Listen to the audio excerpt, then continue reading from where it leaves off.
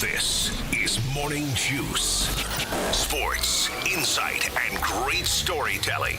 Starring Bobby Carpenter and Jeff Tito Thitoff. It's time to attack and dominate. Attack and dominate. Bodie, what day is it today? Friday. It's Friday. It's not my Friday, but it's your Friday. Bobby's Friday. All right. Good morning. No, we had a big show. AJ Hawk's going to join us today. He texted me last night, Bob, and said he'll be joining us. There we go. Via car. Oh, so he'll be driving back. Driving somewhere. I didn't know where he was driving to or from. He might be driving to Indy. He might be driving back and forth there on a daily basis. Now that I think about it, he's a psycho. Well, but the best kind of first psycho. of all, if you're going to play linebacker and be a really good athlete, you've got to be kind of a psycho, right? I mean, have you, like, I've worked with you. I've had interactions with Schlegel, interactions with Hawk. It feels like you need to be psycho. Need to be a little different, I would say. Psycho is a strong term, but AJ, there's certain things about him that are very unique.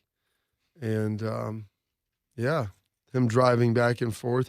I mean, he flew back from Vegas on a Friday to then fly back on Sunday. To Vegas? Yes. He was there for 2 days, flew in Wednesday, worked Thursday, Friday, flew back Friday, was home Saturday, flew back Sunday to do a show there on Monday. That is crazy. 2 full hours here on YouTube, the Fan app, HD3. Download the show anytime. Catch us from 10 a.m. to noon on 10 TV Plus. Also live on Facebook. Bodie, we on Facebook today? Okay, fine. Take a look. A minute to check, but should be. Also on Twitter, Morning Juice, sponsored by Riverside Bank in Dublin. Like I said, AJ Hawk will be on today. You can do your Ask AJ. We'll do some of that. We also have a lot of NFL. I got some combine talk to do. I might. Okay, I'll just do this first, Bob. Then I'm going to NCAA men's basketball this weekend. Ohio State plays Purdue. Must win. Must win. Must win. Sunday at 1:30. Sunday afternoon. Yes. We. OSU women at Michigan State Sunday at noon. Basketball team in the world. OSU women need to get a win there, too, to wrap up their season after that loss to Michigan. Yeah, they need a win and a Minnesota loss to get the double bye. Right, in the tournament next week. More importantly, they need a win, though, to... Probably just to get back on track, Well, right? to get back to where, they're one of the top 4 seeds, maybe. That's what I said. Yeah. A top 4 seed, though, in the NCAA tournament, one of the 4s to get the buys. Yes. I think they need to get that win. Cavs in Detroit at 7 o'clock tonight. Oh. Boston beat the CBJ 4-2. CBJ hosts New York Islanders on Saturday. Elvis was in goal last night, which kind of surprised me. Because I just think I thought they would play Jet because coming off the break. Yeah, but Elvis coming out of the Olympics though too. It's anyway. Who am I to question that? Bob. It wasn't like they played till the very last game. I understand. Yes, that's fair. Bob, he had a couple days off. Have you been to you played in the NFL, and did you visit every city, do you think? All 32? No. Well, I guess as a function, every market, there was no team in LA when I was there. Okay. I did play in St. Louis when there was a team there. I never played in Cincinnati. Okay. Because I was in the NFC the majority of my career, so there's a handful of AFC teams that if I think about, let me actually pull that out. That's a good question, Thitoff. That's what I like to do, Bob. I like to challenge you very early in the morning. Well, it was a question that came out of nowhere. It absolutely was. It by design, Bob. Pop quiz. It's exactly what it was. NFL, played in New England, played with the Jets. I didn't play at the Jets. I never played against the Jets in New York, but they play in the same stadium as the Giants. So does that count? That counts, yeah. That counts. New England, Miami, Buffalo, check. Dallas, New York, Philly, yep. The whole NFC East. AFC North. I never played in Baltimore. Okay. Never played in Cincinnati. Whole NFC North, AFC South, Houston, yes. Never played in Indy. Jacksonville, Tennessee, yes. Atlanta, yes. Carolina, yes. New Orleans, yes. Tampa, yes. Denver, yes. Kansas City, yes. Raiders when they were in Oakland.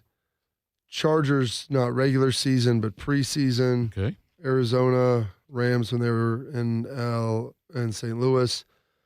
Never played in San Francisco, but they're in Oakland. We used to stay in San Francisco when we played Oakland and played in Seattle a couple times. So I think there's 3 places, Baltimore, Cincinnati,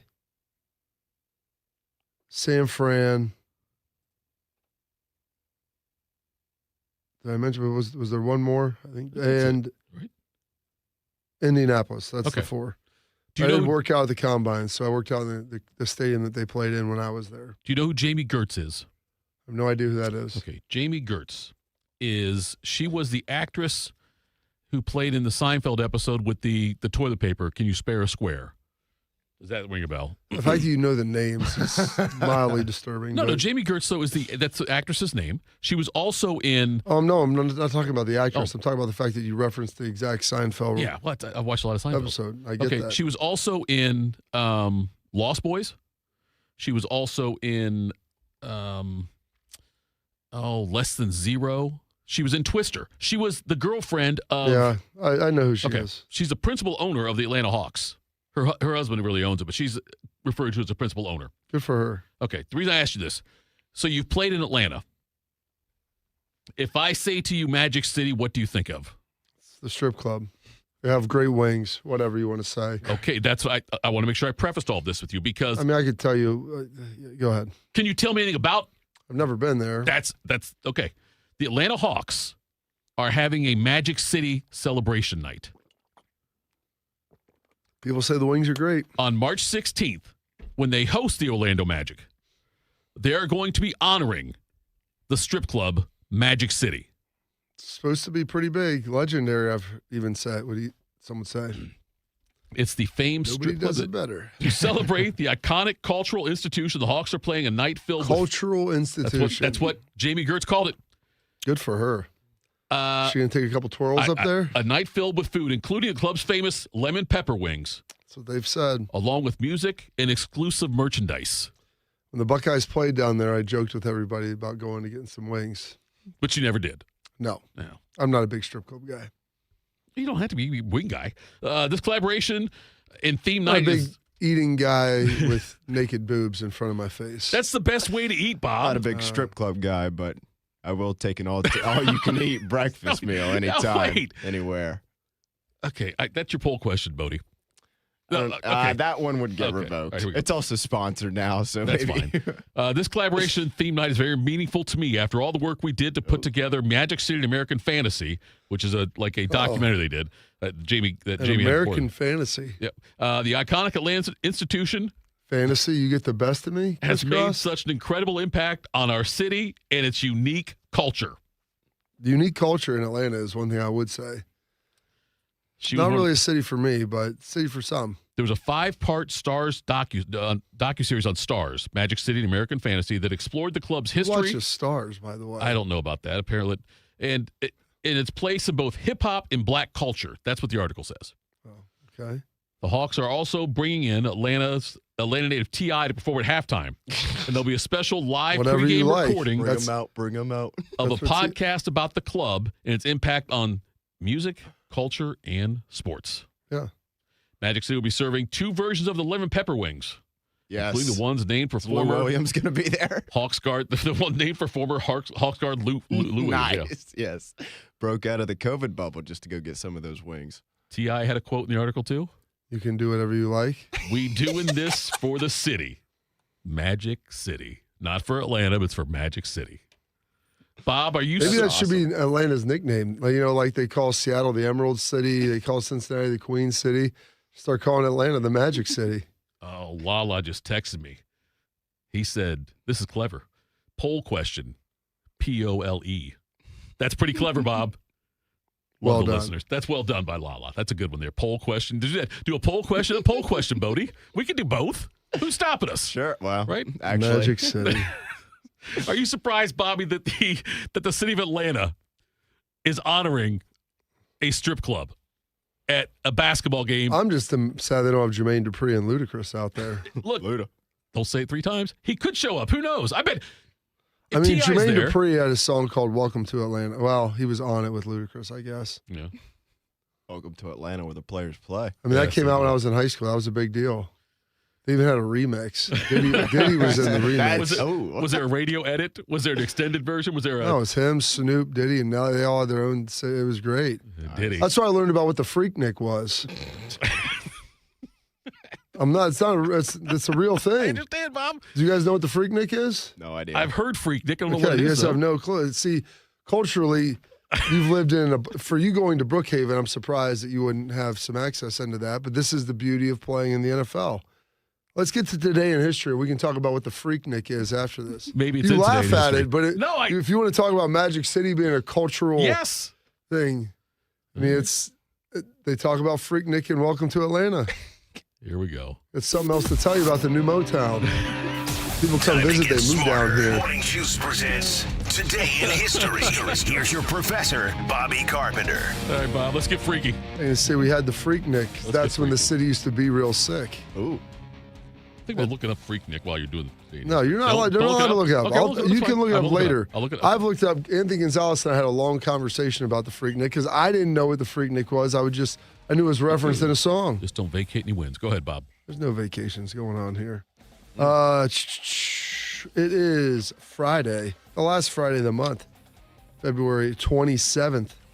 One more day. 58th day of the year, 307. Not Mr. 305. You got a 50. Now he's Mr. Worldwide. That's another city with another rapper. You know who Mr. 305 is? Now Mr. Worldwide? Well, Mr. Worldwide is Pitbull, right? Well, he used to be Mr. 305 Yeah, I didn't know. because he's a Miami guy. I Yeah. don't know if you know it, but he's Cuban. So the little Havana, Cuba, bam, Buckeyes. This date, 1801, D.C. is placed under congressional control, breaking ground for it to become its own separate entity. This date, 1827, Mardi Gras is first celebrated in New Orleans. 1951, the 22nd Amendment is ratified. I remember when I told this to Beam, he did not know. Do you know how many terms FDR served? 4. I'm a smart guy, Bob. Beam had no idea of that. Yeah, Beam was surprised. And then I told him, like, in the 22nd Amendment is the 2-term presidential limit, but Beam had no clue of that. I'm like, it's kind of a unique thing because no one else served more than 2. Right. But he served 4. Well, 3 and change. He was elected. He was elected 4 times. Right. Elected 4 times. That's a better way to But put it. Beam had Yes. no idea of that. That's amazing. It really was. I said, man, the Centerville education system has failed you greatly. Beam can never say a damn word to me about Brookhaven and City League. Ever. About Oh, our you don't education. know what the Freaknik is, so that's an education of a different sort. This date, 1960. 1980, they had the Miracle on Ice. This was the last time we put the smackdown on the Soviets. Prior to that, 1960, the U.S. hockey team defeats the Soviet Union en route to their first gold medal in the Olympics. Bill Christian has it. Crossed in front. Now it's Roger believe Christian in affronted miracles? by Williams. Roger Christian again, number 10. To Williams out in front. Goal! That's amazing. That was the game-winning goal there. It was 3-2, yeah. So we beat them in 60, waited 20 years to beat them in 80, then waited another 46 to get another gold medal. I heard Brooks was last cut on that team. Is that right? I believe you're correct Yeah. on that, Yeah. yeah. Last cut on that one. Jack Hughes was the last cut on the 1980 team. That's real. No, I know. Yeah, I saw So that it's going not- around. Yeah, that Yeah. it was Zoomed on in. Yeah, like, son of a gun. Well, you know what? His name got his revenge. This day, 1963, Mickey Mantle signs a $100,000 contract with the Yankees, a record at the time. And then 1974, People magazine. It's hard to believe it's been 52 years, debuts. Interesting, entertaining, conversation, stimulating, never less than fascinating. Hell, this- In this week's People, Oh, yeah. I like this. Stalker Channing's had her dog days, but since Greece, she's found her feet in TV's Just Friends. Soul searching people, Housewife Dorothy Allison is a psychic who solves crime mysteries, or so the cops say. life loving people. John Walmsley, alias Jason Walton, got hitched and all the Waltons came. Sounds just like the Waltons. Interesting, entertaining, conversation, stimulating, never less than fascinating. Fascinating people. Pick it up, pick it up, pick it up, pick it up. Until I saw that yesterday, I was completely unaware that there's ever been commercials for magazines. Yeah, I don't it's a just ever different remember world. that I being know, a man. thing, It used to be a but huge deal. That was, what'd you say the year was that it debuted? 1974. Okay, that was Yeah. short. I can't remember exactly the year, but that was mid-70s. It was shortly after it debuted. That was one of the cool things to do when you were like too poor to buy magazines is go to the store and look at the magazine rack and read some of it and then put it back. That's what I would do, Bob. That's why I used to keep the adult magazines Yeah, in plastic behind the counter for Right, people like yes, Thitoff. Exactly. The creeps. I'm not going to admit that on the air, what I just did. This date, let's keep that to yourself. That's a good one, though. This date, 1980, we've got a little Earth, Wind, and Fire winning a Grammy with After the Love Is Gone. Love is gone. Love Earth, Wind, and Fire. Man.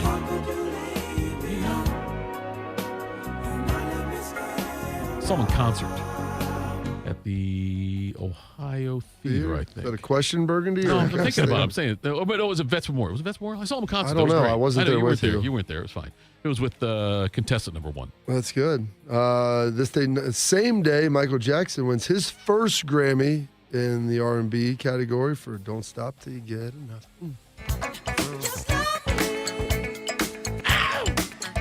You don't sound like that. I promise you. It's okay. I knew that.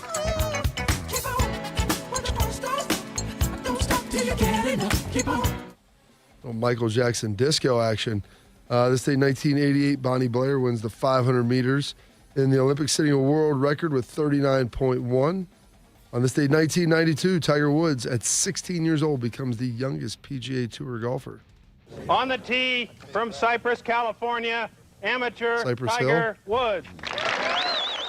2 months past his 16th birthday, Eldrick Tiger Woods teed off yesterday in the first round of the Los Angeles Open. A remarkable start to what promises to be a remarkable career. The swing and a sure putting touch are the keys to Tiger's precocious success.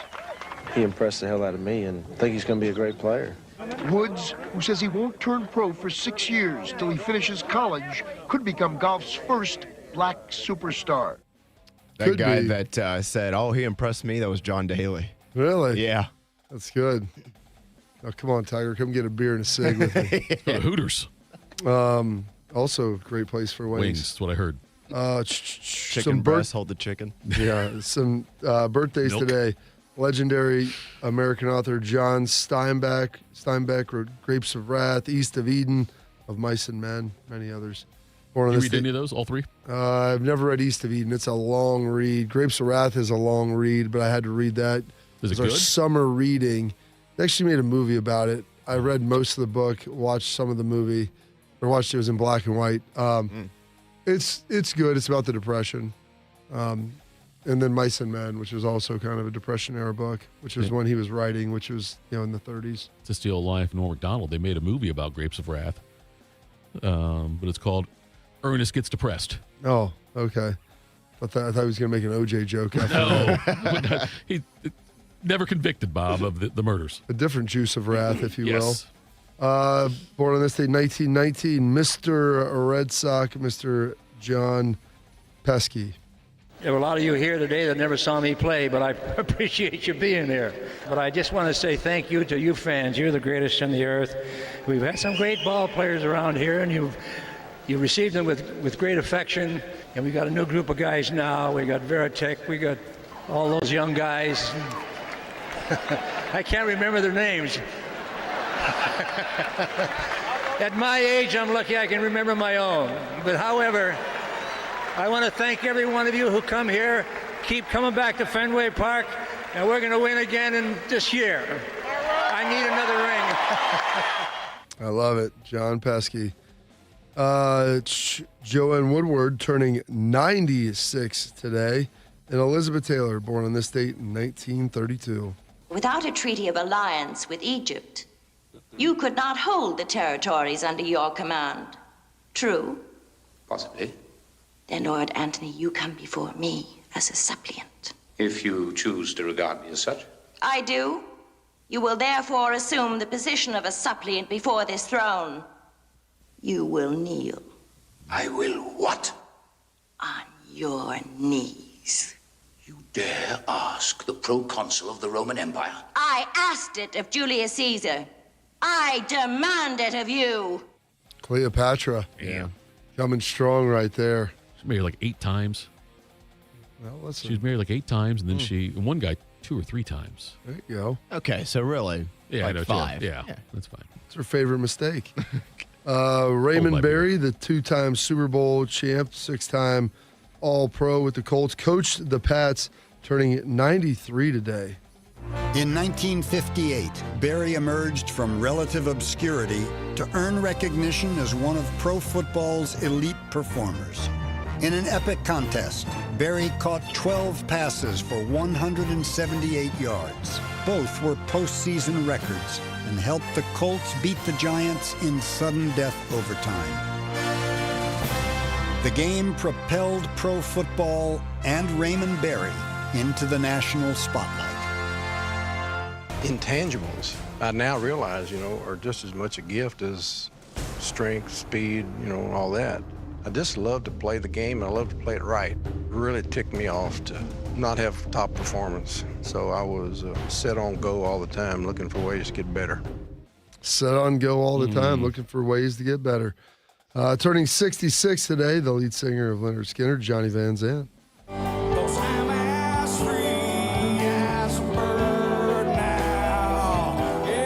This bird will never be. You gotta change. It'd be weird to take over like your brother's position in a band after he died. Yes. Be kind of interesting, like be very unique, to say the least. Always been curious. I'd like to sit down with him and talk to him about that. What if I died and my brother took over Morning Juice with you? Didn't you say you didn't like your brother? No, I love my brother. I don't like him, but I love him. I didn't say you loved. I said, didn't you say you didn't like your brother? No, I didn't say I didn't like my brother. He wouldn't be good here, though. Not much of a sports guy. Well, yeah. We're here about fun and hijinks. Right. Deeper, wider. Which one do we go with? 10-time All-Pro. He has the career record for yards and receptions for a tight end. Tony Gonzalez, turning 50. In his 17 seasons with the Chiefs and Falcons, Gonzalez became the all-time leader in receptions, receiving yards, and receiving touchdowns by a tight end. Gonzalez's athleticism was honed not on the gridiron, but on the hardwood. Tony Gonzalez was a really, really good college basketball player. I think a lot of people forget that. He can't guard Gonzalez inside. He was really the first basketball to football guy. Guys saw how basketball skills could translate to the tight end position. He was one of the best. One of the best. Now does a great job on the Amazon set.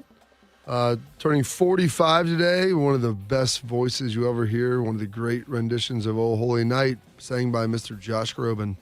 You raise me up so I can stand on mountains. You raise me up. That's right, folks. In the same segment, we honor Magic City and Josh Groban. Gosh. Shows you the depth of this show. The diversity. Yes. All over the place. Yes. And then passing away on this date. It's hard to believe he's been gone for 26 years. Some call him Big Fred. But a lot of people know him as Mr. Rogers. It's a beautiful day in this neighborhood, a beautiful day for a neighbor. Would you be mine? Would you be mine? Could you be mine? It's a neighborly day in this beauty wood, a neighborly day for beauty. Would you be mine? Could you be mine? I have always wanted to have a neighbor just like you. Hey, good show. A lot of good parts to it. Puppets are creepy. Puppets creep me out. Why is that? Well, they had that one puppet that was like a queen or something. I don't know what she was, but it was she looked very mean. I've always been very fond. Mr. Rogers, there's a nostalgic element of him for me because I used to watch it at my grandma's house. We had one of the TVs with the old, thick, like, turn knob. Yeah.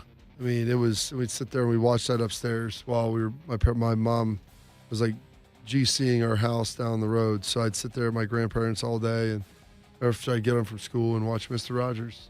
What was your mom doing to the house? GCing it. What's that mean? Building it. Oh, okay. All right. General contractor. I got it.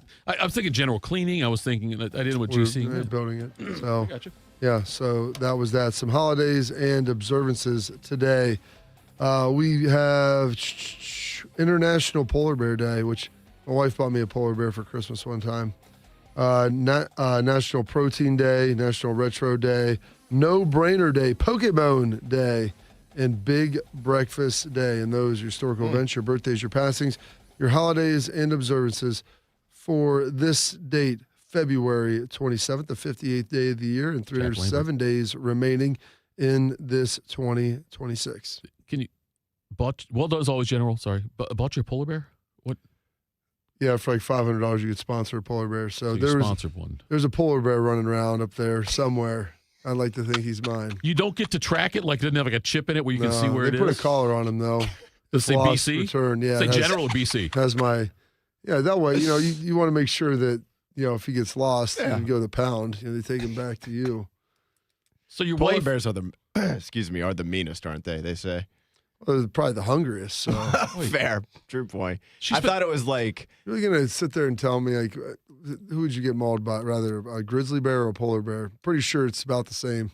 That's fair. I thought it was like black bear lay down, brown bear. You get run, big, right? Or get big. Yeah. You get big with one of them. One of the two. Brown bear are huge. Polar bears are even bigger. So. And like polar bears, those like you're just toast. Like, well, they say you can't see them because they're like white against the that'd snow. be a problem. Yeah, so you don't see them till they're within like 100 yards of you or less, and then it's over. Late. Yeah. Okay.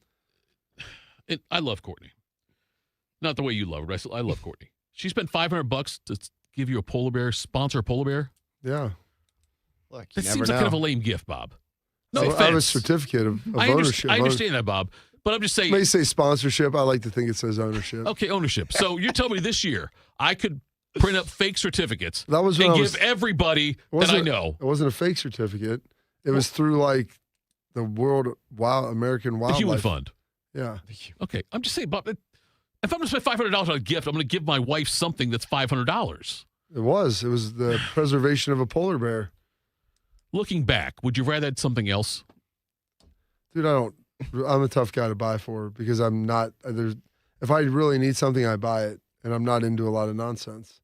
I'm going to, for this year for Christmas, if we're still doing morning juice, I am going to buy you. It's a long time away. I know it is. I'm going to buy you I'm going to sponsor like a catfish for you. And I will give you a certificate. I don't know if they have that same type of deal. You'll see the certificate I give you, and I'll just tell you, I spent $500 on you. You can reciprocate however you want to, but I'll get you a catfish. Fair? All right. Coming up next. Freak Nick. We can get freaky on a Friday here. Why not? An NFL team has chosen to go with a former bust over a current bust. We'll do that next. Morning Juice. It's truck season at Tremaine. What does it mean to give 100%? It means giving everything you've got every single day. That's why the V Foundation gives 100% of every dollar donated directly to cancer research.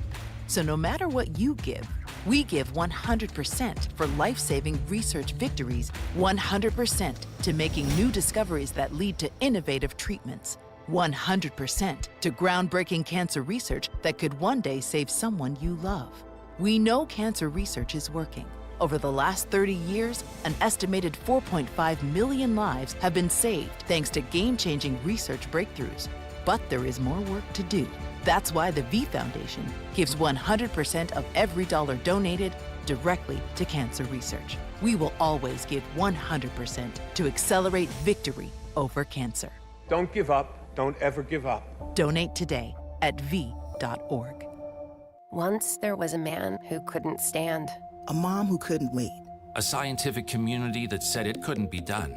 And then you. And then I. And then we. Brought neuromuscular disease into screaming color with the Muscular Dystrophy Association. For 75 years, our voices have thundered through the halls of Congress. We've willed the impossible into existence. We've pushed the science, raised the funds, shifted the narrative, and transformed the reality of life with neuromuscular diseases. For 75 years, we've built communities together. Established the field of neuromuscular medicine, and made it thrive.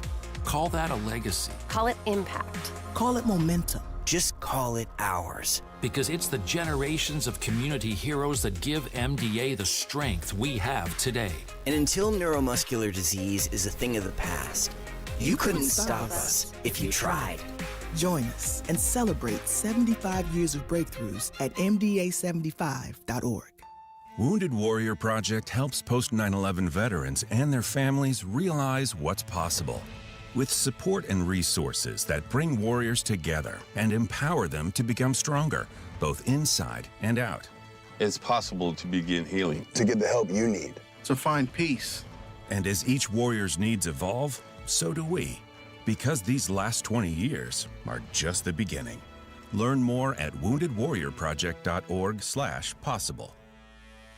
One man is a national champion, NFL veteran, and local business leader. The other man is Tito. This is Morning Juice. Sponsored by Riverside Bank of Dublin. Here's Bobby and Tito. What do you want to do here, Bob? Do you want to talk about what we talked about before, or do you want to get into the story about Anthony Richardson?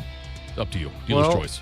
We can get into the Anthony Richardson story. Okay. But I think it's important to really talk about the Freaknik and what the Freaknik represents. Since you're getting into the cultural elements of our society as a society, we're going to talk about it. So you're talking about Magic City. Right. Like I'm going to let you know a little secret. You play in the NFL. It's a diverse locker room. Yes. So you get a chance to learn about some things that otherwise, like a fellow from Lancaster, Ohio, probably wouldn't experience. Lancaster. When I played for the Dolphins briefly, they would always talk about going to Queen of Diamonds a lot. Like literally, we're flying back in. Guys would go straight from the airport to Queen of Diamonds. Guys would go to Atlanta. Guys would go get some of those delicious wings, the lemon pepper wings over there. And then I heard about the Freaknik. Now, I had no idea what it was. I guess they stopped it as Atlanta started getting bigger. But it continued to grow. Okay. And Gonzo explained this to me when we were playing together in New England our last year in the offseason, and I don't know how we got into this, and he pulled it up. We started talking about it, and he was saying how guys would always go there. And so, like we have fests down here in Clay. You got like ComFest and all these different things. Well, Freaknik was like a fest of sorts in Atlanta. Oh. It was initially attended to by students enrolled at HBCUs in the Atlanta University Center. Began in '83 as a small picnic in a public park near Atlanta University Center, sponsored by the DC Metro Club for students who could not afford to return home during spring break. It continued as an annual event being held during the third weekend in April. The event drastically increased in size and popularity in the 90s, incorporating dance contests, concerts, parties, a basketball tournament, rap sessions, a film festival, and a job fair. The Atlanta Magazine called it Atlanta's most infamous street party. By 1999, the Atlanta area police elected officials were working together to end the Freaknik. A revamped version returned back in 2019, Atlanta 2019. Organically, Freaknik, the name is it's combining of two words. Basically, it started out in a park, and then they started just like taking over the highway, like it was like in the highway. Really? Yeah. I think it was like I-10. And they would just shut it down and for like the weekend. And like shut down a lot of like big streets there. And that's why it grew like out of control. Like it was just too big. I mean, it would have over 60,000 people there. Yeah. You'd say it's fairly large. And the mayor, they ended it in 1997 and had to take it down because it was too much. Like it was disrupting, local commerce, but it was essentially a street party of 60,000 people. And like they would come in like barbecue, cookout. Right. And have like concerts, all kinds of things. Imagine ComFest, but just like on another level. And just out there on I-270. Yeah. Just like spilling over, like just stopping High Street down into 670 out of the park, kind of like everywhere. But I'm disappointed in this description. That you just knew. Well, I mean, there was a lot of things going on at the Freaknik. Okay, let's see. That's what kind I of want like to hear a the things going on. Woodstock style Okay. deal. If it was just like people would come in for the Freaknik. Like it started off like as a local thing, right? And then people would fly in to go to the Freaknik. Okay. So there were other activities. Yeah. Okay. That makes more sense then. Like just a bunch of people grilling out. That I wasn't that excited about it. But apparently But you never attended a Freaknik. I don't know if culturally you've ever been to something like this. I mean, on this level, I've been to like smaller levels. Like I played. Listen, there was one couple years in Dallas. I was the only white dude on our defense, so we would go to some places that maybe I was in the overwhelming minority. So you get to see some things that maybe I wasn't familiar with growing up, and so you kind of are experienced and exposed to different cultures and lifestyles, which was very interesting to me.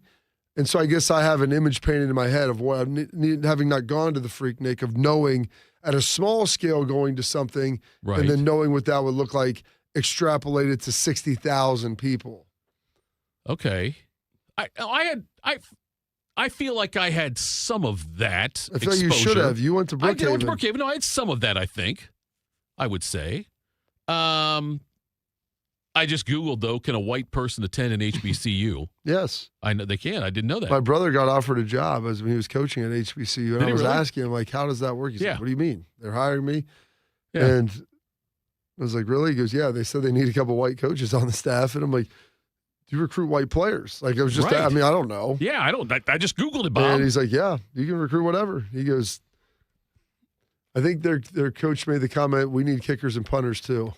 I'm like, what a great line. His coach was awesome. His head coach, he was a black dude. Awesome guy. I would hit BYU up for transfers then. Maybe that BYU wide receiver could be open though too, but like a BYU kicker or something or a punter, go get him.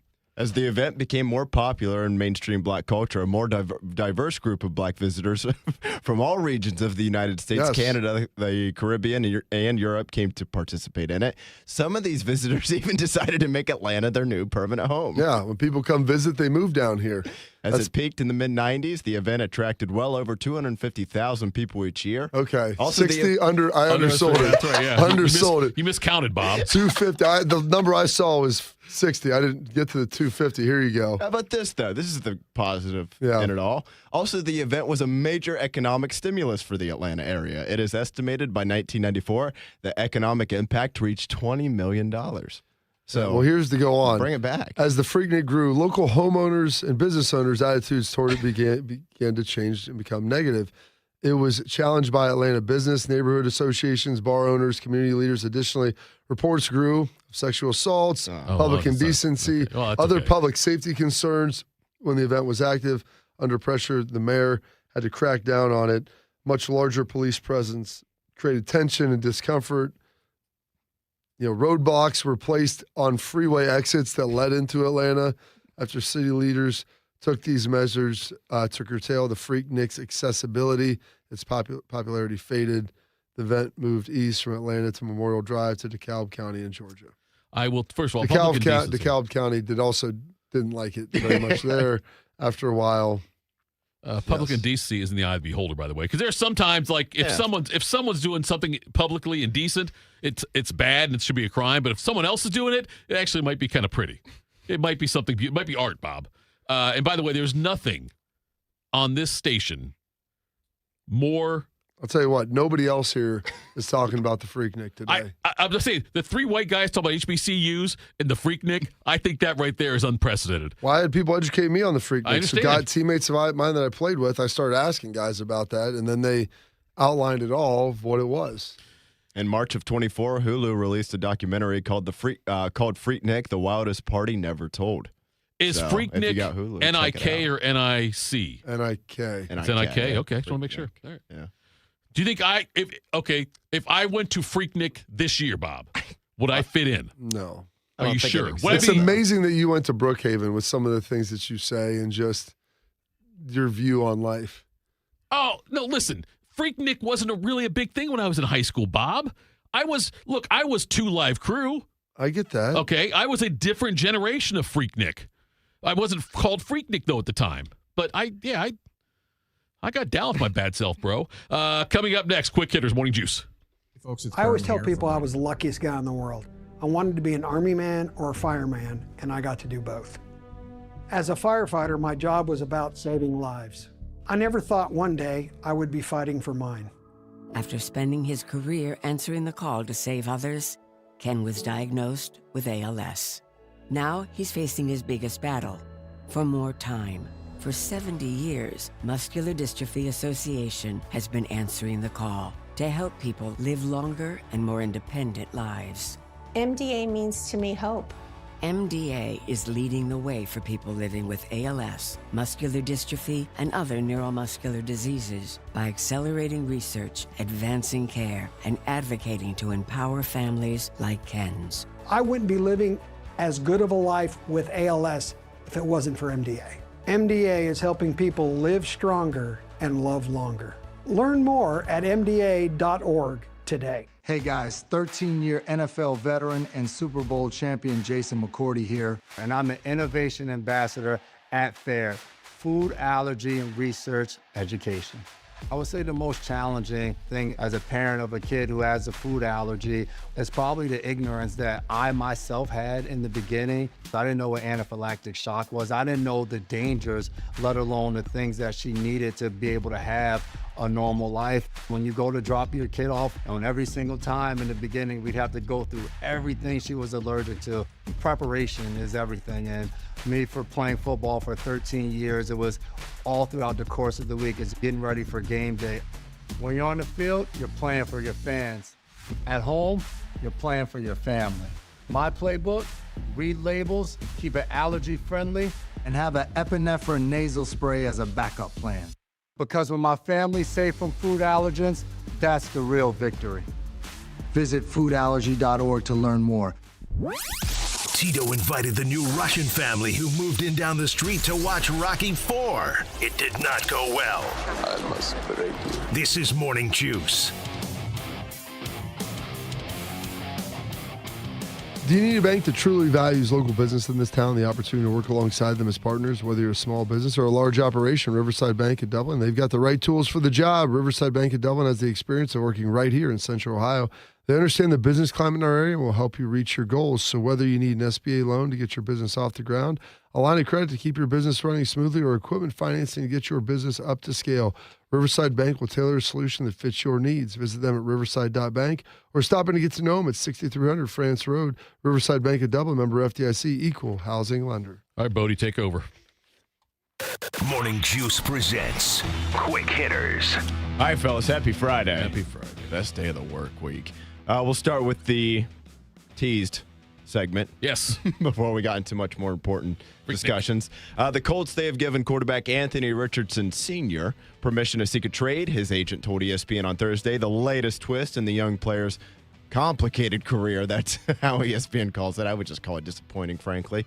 After he lost his job, or kind of lost the position battle there with Daniel Jones last season and fell down to the 2 spot, the Colts are now committed to try and re-sign Daniel Jones, and he'll be the starter for the foreseeable future, so Richardson will be looking for a new pathway there. Jones played pretty well last season, unfortunately tore his Achilles late in the year, so I would think he can miss a decent chunk of time this season. Yeah. But nevertheless, Tito, the dude has an absolute rocket of an arm, but even going back to Florida, I'm not sure he's ever really showed the consistent level of play that you need to be a starting quarterback in the league. 4th overall pick, and I mean, I don't know, Bob, what the number is. There's certainly people that have had very few college starts at quarterback that have gone on to overperform. Cam Newton's one of them. Cam Newton didn't have a lot of starts. Yeah, but Cam Newton also started a whole year at a JUCO as well. Sure. Like, he had played more. Anthony Richardson, like, at some games played, just like Trinidad Chambliss, like, he's only played 1 year at Ole Miss, but he played a bunch of years at Ferris State. Like, right. So those starts count to me. Anthony Richardson and Mitchell Trubisky both had 13 starts in college. How'd that turn out for him? Dwayne Haskins had 14 at Ohio State. Now, we don't know what Dwayne Haskins would have become. I'm not trying to put him in that same category, but he was another guy, though, got drafted in the first round that had a very few starts. Cam Newton had 14 at Auburn, but yes, you're right, JUCO stuff. Trey Lance had 17 starts at North Dakota State, didn't work out. Yep. Mark Sanchez, 16 starts at USC, and now he's out stabbing people. Or getting stabbed. Getting stabbed, I'm sorry. Slice somebody, you get stabbed. I mean, it was a fight. Kyler Murray had 17 starts. Yeah, how's that going? So you look at it, though, and I don't think there's a reason why Bill Parcells rules 10 commandments for quarterbacks, and he wants a guy that started at least 2 years, if not 3. And Ty Simpson doesn't have many under his belt either, right? He's pretty much just this past year. Yeah, he has, I think, less than 17 or 16 starts. I think he started a little bit the year year or two before, got a Right. game or two here or there. But, yeah, he hasn't played a whole lot. And that's why when I look at it, I wonder, if you look at that list I just read off to you, Bob, a lot more misses than hits. I don't know if there's any hits in there. Tell me who the hit is on that. I'd say Cam is a hit. I told you Cam doesn't count because he started Sanchez. as a JUCO. Sanchez was, I will say he's a partial hit. He may have been a little bit of a victim of his circumstance. It was good for him going to the Jets early on. Probably not great long term. They built a team around him. He had talent at first. Sanchez is probably the only guy that I would say truly qualifies in that category and took his team to 2 AFC championships. And I'm a little biased because I like Mark. No, I know you do. I know, and that's happy to be alive, amigo. Yes, that's what it is, amigo. Bob, no matter what Ty Simpson does, combine, pro day, whatever, I wouldn't draft him based on that. It's not you wouldn't draft him. I'm not going to draft him high because of that. Okay. It's not that you wouldn't draft that guy. Like, there's guys that haven't started a ton. Right. That you get drafted in the second, third, fourth round, maybe even the back end of the first. But I'm not spending a top half first round pick on him. I'm not chasing. I like him. I think he did a lot of good things, and I think now starts might be for a guy like him. I'm not going to undervalue that, but just watching him play, his O-line, they had a lot of issues, and he drugged that Alabama team to a pretty good spot. Sure. With them not being able to protect him, and I think a lot of turmoil on the staff and everything else that was going on with Kalen DeBoer. There are 2 teams in most mock drafts, which I know you love and you follow them religiously, Bob, that have been popping up as potential landing spots for Ty Simpson, and they are the Steelers and the Rams.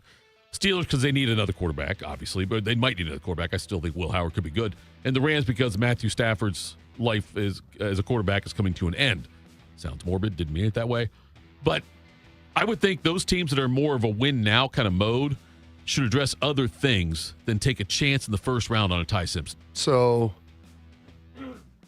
the way that you draft, you say they need things. You draft best available. You put your board together and you take what you... Now, occasionally you can blend need and best available and kind of figure that out together, but you draft guys ahead of time when you need them, so they're ready to go when you do. Not drafting out of need. That's when you have to reach and you do things that are ill-advised. So both of those teams, I would say it makes sense. Yeah, if you're the Rams and you're Stafford, would you want them to draft something else that can help you right now? Sure. But if you're the Rams also, like, hey, we're going to get this guy in here. We're going to let him sit for a year. Although the Niners tried to do that with Trey Lance, and that didn't work either. Right. If you got McCarthy as your head coach and McVay as your head coach, you got guys who believe they can develop quarterbacks. What would lead you to believe that Mike McCarthy can develop quarterbacks? I didn't say he could. I just think the fact that I think he and Aaron Rodgers had a great relationship there in Green Bay. I'm not saying he didn't develop. Okay, wait. They had a great relationship early on. I know it got sour at the end, Bob. It got sour at the end. Did they have a good relationship early on? Or am I wrong on that? I would say it was they had a functional work relationship. That sounds like my marriage. Anyway, but do you think it's fair though to give McCarthy credit for Rodgers? Not solely, but I mean he was the head coach there. Look, I'm not telling you Mike McCarthy's my favorite head coach of all time, but Dak played well in his 3 seasons there. That he was actually able to stay healthy under McCarthy. So I thought he did really well under McCarthy. Don't get me wrong. If I'm Ty Simpson, if the choice is those two, like Sean McVay by a mile, sure. But if you see what I think McCarthy's, I mean, it could be worse. I guess it could. That's a great line. It could be worse. We'll see. Mike, he's going to get a lot of credit or blame for the next guy. Yeah. Okay. So, but McCarthy, McVay, head coaches with egos.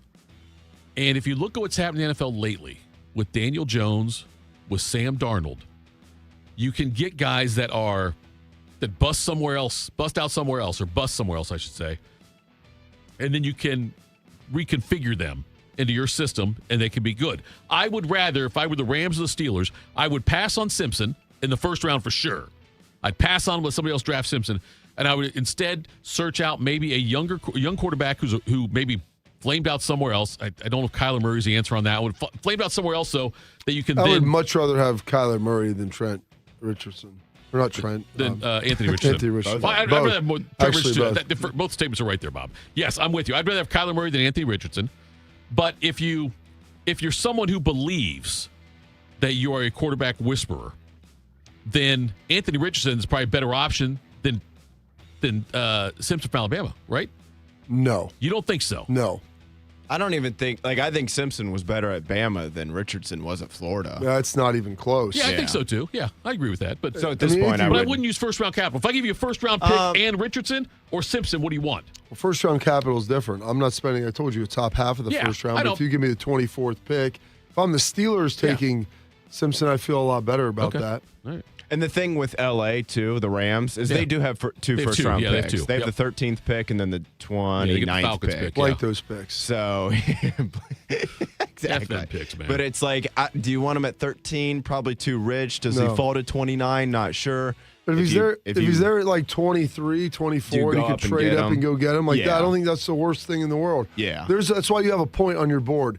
If they say, we think he's the 16th best pick and he's there at 23, 24, like, there's teams coming up that might want him. Yeah. Let's go get him. If you think he's a second rounder, if he follows you at 29, great. If he doesn't, don't worry about it. And especially, too, this is just one mock draft. Take it for what it's worth. But this one has the Rams taking Mekhi Lemon, the Southern California wide receiver, at 13. Right. So I think you could go to Stafford and be like, hey, we're going to get you another weapon. Yep. But we're also maybe going to take this guy later on in the first and try to develop him. Let me pivot to this one here, guys, to kind of continue with the theme. I saw this one from CBS Sports. Mac Jones, is that a guy that you guys think could maybe be, he's kind of trying to take the Sam Darnold path of kind of flamed out in his first stop there in New England. Went to Danny Jones. The 49ers and got Darnold went to the 49ers as well as a backup. He backed up Brock Purdy before going to the Vikings and Seahawks with success. Mac Jones trying to do the same thing. CBS Sports even laid out a few teams here that could maybe make a move to acquire Jones this offseason. Ironically enough, the number one team they listed was the Minnesota Vikings, which was not a very good indictment on J.J. McCarthy. And then they also had the Steelers, Jets, and then Dolphins on there. So, Carp, do you think would you maybe like that Mac Jones move from any of those teams or any team in particular? Yes, my list on that would be Mac Jones, 4 spaces, then Anthony Richardson. Okay. Where's Malik Willis? What? Where's Malik Willis on that list? I like Malik Willis. He'd be above Richardson, obviously, but yes, I think he's below Mac Jones. You've seen more of Malik Willis, but I think Malik Willis is a good quarterback. I don't know if he's a long-term answer or not. Arthur Smith was there with him in Tennessee. Yeah. To ask him. Does he have any college eligibility left? Come on back. Come back up saying just in case. There you go. Yeah, I want Malik Willis and Mac Jones are two of those guys that I would rather have over. I'd rather have those guys over Richardson or Ty Simpson as my next plan as a quarterback. I don't know if I'd say that over Ty Simpson. I like Ty Simpson a lot relative to where he's taken. Like, I don't think he's a top half guy. Right. But if you get him in the 20s, I think that there's decent value in that. Yeah, well, the Malik Willis thing, too, it's like, and I think I saw this the other day, Bob, and I may have said it on the air already, so I apologize for that, but I think I said that Shedeur Sanders has taken more NFL snaps than Malik Willis has. Really? Yeah. It's hard to believe. He started a couple games. Right. I mean, he hasn't played a ton. Yeah. So I think there is still some development and growth that can be there. He's been in NFL systems now. Like, you feel fairly I would take Malik Willis over Shedeur Sanders. I would too. And I wonder if the Browns will explore any of those options. Now, Malik Willis, I know that What you talking about, Willis? Exactly. Trying to date our show. That's older than the stuff I say, Bob. But there's talks that he might be able to get $30 million a year. I don't know if I'd pay him $30 million a year. That's what I'm saying. Like, at the cost, I don't know. Mac Jones, Malik Willis, I like those two guys better than Richardson and anybody coming out the draft. $30 million, I mean, honestly, that's the price of a mid-tier quarterback. I'm not giving him like some sort of 5-year deal with a lot of guarantees, but giving him like a 3-year deal that's worth close to $100 million with like a year and a half guaranteed. So if he's bad the first year, you're not just completely hamstrung. I don't think that's a bad idea. I wonder, who will actually be in the market for him. I think I get the sense, Bob, that the Browns are going to roll with what they got. They're going to roll with Shador. They're going to roll with Deshaun. They're all in. And just see what happens. And then, Dylan Gabriel could be traded. I've seen that also, where he might get shipped out. What? How about Peter Gabriel? Peter Gabriel's another good. Salisbury Hill? Yes, there's your. By the way, Salisbury Hill, that's a great pull by you. But I would think most people go Sledgehammer in your eyes first. But Salisbury Hill's a good one, though. Underrated. Michael Cera will go in your eyes. Yes, he will. Threw me off on that one there, Bob. I had to think for a second. Have you ever seen Superbad? Yeah, that's what I'm saying. Yes, that's why it made me pause. Because I know exactly where you're going with that. But no, that's These Eyes. That's These Eyes. Yes, that's what also got me. These Eyes. Muhammad's the most popular name in the country. Read a book. Yeah, right, read a book. In the world, I think is what he said. Right. Read a book. That's such a great movie. Do you have anybody you hang out with that reminded you of somebody in Superbad? No. I wish. Yeah, there are people that I know that would remind me of characters out of that. There's a guy I know who it was just like when he was younger, Jonah Hill's character. Like just like him. And fat also. That's good. I don't think he's still fat. I haven't seen him for a long time. Funny thing about my back, Tito. Yeah. Scratch my back, Jules. I'll scratch yours. Yes, that's so good. That's all I got for you. That's one of the great lines of all time. Superbad is such a good movie. It really is. You got 8 pounds of potatoes jammed in a 5-pound bag. What's with your dad's clothes? Was he like a small? What's it doing? Shop at Baby Gap? Right. That's it for Quick Hitters. Coming up next, a certain Buckeye really stood out at the Combine yesterday. We'll discuss that next. Morning Juice. While serving in Vietnam, a grenade took my ability to see. Today, I'm a sculptor. Now, my fingers are my eyes. I'm Michael Naranjo. As a veteran, I know the challenges of life can be great.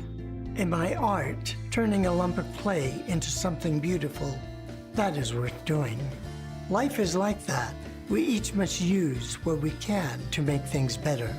DAV helps veterans like Michael get the benefits they've earned.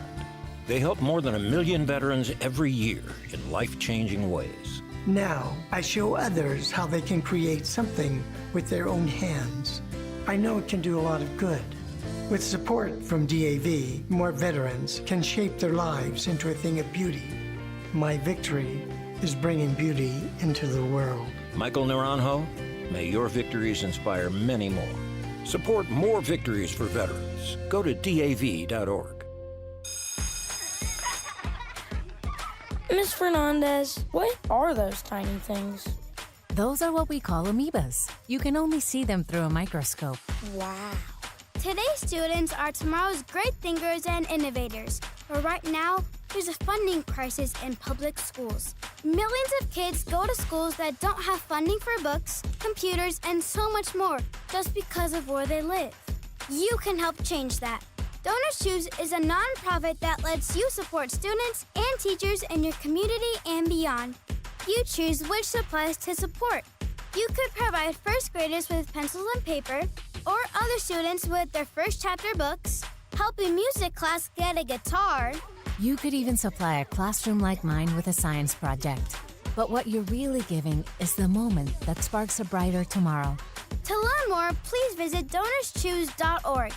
That's DonorsChoose.org. Choose students. Shape the future.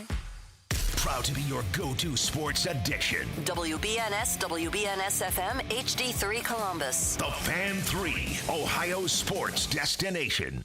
One man is a national champion, NFL veteran, and local business leader. The other man is Tito. This is Morning Juice. Sponsored by Riverside Bank of Dublin. Here's Bobby and Tito. Bobby, you know me. I'm not OPP, but I am an idea man. I've had a lot of great ideas. Tuna. Probably not as good as the Freak Nick. But I've had a lot of really good ideas, though, throughout the years about ways to fix things, way to solve problems. A lot of them. Some of them you scoff at. Toilet caddy. Some of them, though. The net that goes inside of the toilet, so if something falls, you drop something while you're on there, it catches it. I told you that story about my buddy, didn't I? With the airplane? What? Okay, this is a great story, Bob. I'll be quick, I promise. Great. Okay. My buddy, who's a very, very accomplished man. He's a very smart man. What's he doing hanging out with you? Okay. This is probably 15 years ago. He's on the airplane. He's going to the bathroom, leans over to flush, cell phone falls out of his pocket. Let me ask you this. Yes. He's not that accomplished and smart if he's keeping his cell phone in his top pocket. Top pocket. Falls. That's mistake number one. Okay. And Why are you wearing a shirt with a pocket right there, by the way? It goes in as soon as he's flushing, and so the phone disappears. All right. Now he's worried. Tweedledee. Yep. That's what what's playing. My freaking phone. He goes to a flight attendant and says, "Hey, I just wanted to let you know that my phone fell in to the toilet and it's gone." Said, "Congratulations." And she said, "Okay." He said, "No, I just want to let you know because I don't want you guys to, when you do the release of all the stuff in the air, that the cell phone doesn't fall out and hit somebody in the head on the ground." Like he thought that was going to happen. Like he thought they were just going to send everything out. That's right. What do you think? This Cousin Eddie? Right? He was worried his cell phone would Crappers fall full, Clark? from the airplane down to the ground and hit somebody who's walking down the street like and Hey, kill can you him. let me know when they release that so I can try to double back and find it? So that's what he was worried about. Again, very smart guy, but it's a great story. Anyway. Not that smart. Puts his phone in his top pocket. Cornell, Hofstra, Slaughter. So anyway, the Combine. Okay, Sonny Styles, everyone's raving about him at the Combine. Or about what he did at the Combine. As far as his measurables, the fact he ran a ridiculously fast. What was his 40 time on that one? 4.46. Okay. Same as Arvell Reese's. Right. Arvell Reese didn't do all the different drills and things like that. Arvell Reese, so yes, he had a 4.46 the 40. That's among the best times among all players who ran on Thursday night. It's the best time among linebackers. That's that for sure. Yes. Those were 1A and 1B.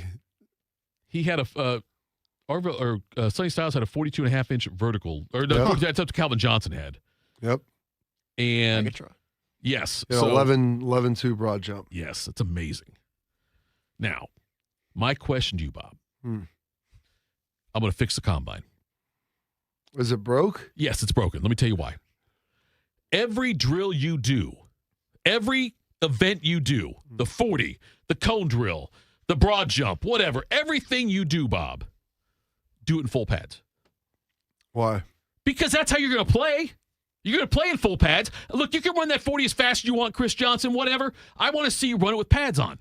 Because Chris Johnson's 40 didn't translate to the NFL. Maybe it did. He looked slow out there on the field. Didn't I say think he actually slow. rushed for 2,000 yards. He did. He Yeah, 2,000 yard season. Right. But I'm just saying, though, He Bob. must have done that Other by than that, though. Yeah. No, but what he done for you lately, though. Anyway, no, Bob. What I'm saying though is that if you do it in pads, I think you get a better view of what the person can be. You do realize that they work out all off season not wearing shoulder pads. I understand that, but if I'm going to grade you, if I want to see your 40 time, Bob, I don't care how fast you can run a 40. Just out there naked. Well, naked's the wrong word, but damn near naked. I want to see you run a 40 with all the pads and your helmet on. I think you could argue, though, that doesn't even matter. Well, I know the outside 10, of running right. backs and Right. receivers and maybe But DBs, even at that, running a 40 in a straight line, no in a interruptions. sprinter's stance. Yeah, like that's very marginal. I think I heard Dan Patrick yesterday say that the reason they did the 40, Paul Brown's like the one who first started pushing it, was because that was the of furthest that a player would run in any given play. on a special teams thing. Yes, is what they said. Right, it's what they did. And so, yeah, you're right. I'm with you, Bodie.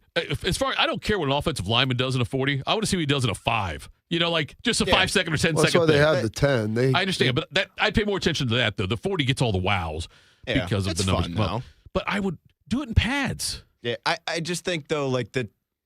This gets back to the whole, like, when people just want to call it the underwear Olympics. And it's like, yeah, right. nobody's sitting there in Indy, though, this weekend is treating this like the gospel. It's just a piece of the puzzle. It's a smaller piece of the puzzle. Right. But that's fine. Does it matter how fast an offensive lineman can individually run a 40 time? No, that's not really going to impact his career, that alone. Right. But when he does all these drills, and if he's like an athletic freak, and then you flip on the tape, and nobody can get by him every passing down, it's like this guy's probably going to be pretty good. Yes, but there are other ways to measure it, though. What are the other ways? No, I'm saying the 10-second thing, like the cone drill, things like that, I think are more important than that's fair. That's very than the fair. 40. Yeah. They have all these correlations with different positions and times and what you need to be able to run and what drills are most applicable to your position. Like I had a coach who he goes, I don't care if a corner runs a 4.6. I care about his 3-cone time. Right. And here's why. And he's like, this is the elite 3-cone times. These are guys who are all pros. Yeah. Here are guys who have bad 3-cone times, and here's them not being very good. And so there's like different positions that are correlated at different levels. And also, like Bodie said, your workout should really just confirm what they see on film.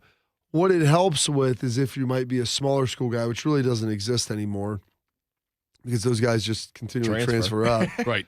It's like, well, how fast is this guy? We see him run away from all these guys at maybe smaller schools. Is he someone that can still outrun guys at an elite level? Oh, he just ran a really fast 40.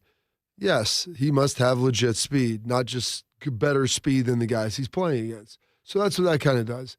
But Ohio State, Arvell Reese, Sonny Styles did a phenomenal job yesterday. I mean, Sonny blew it away. What was more impressive, I was getting texts yesterday from scouts that had met with Arvell, met with Sonny, like how impressed they were with them as young men.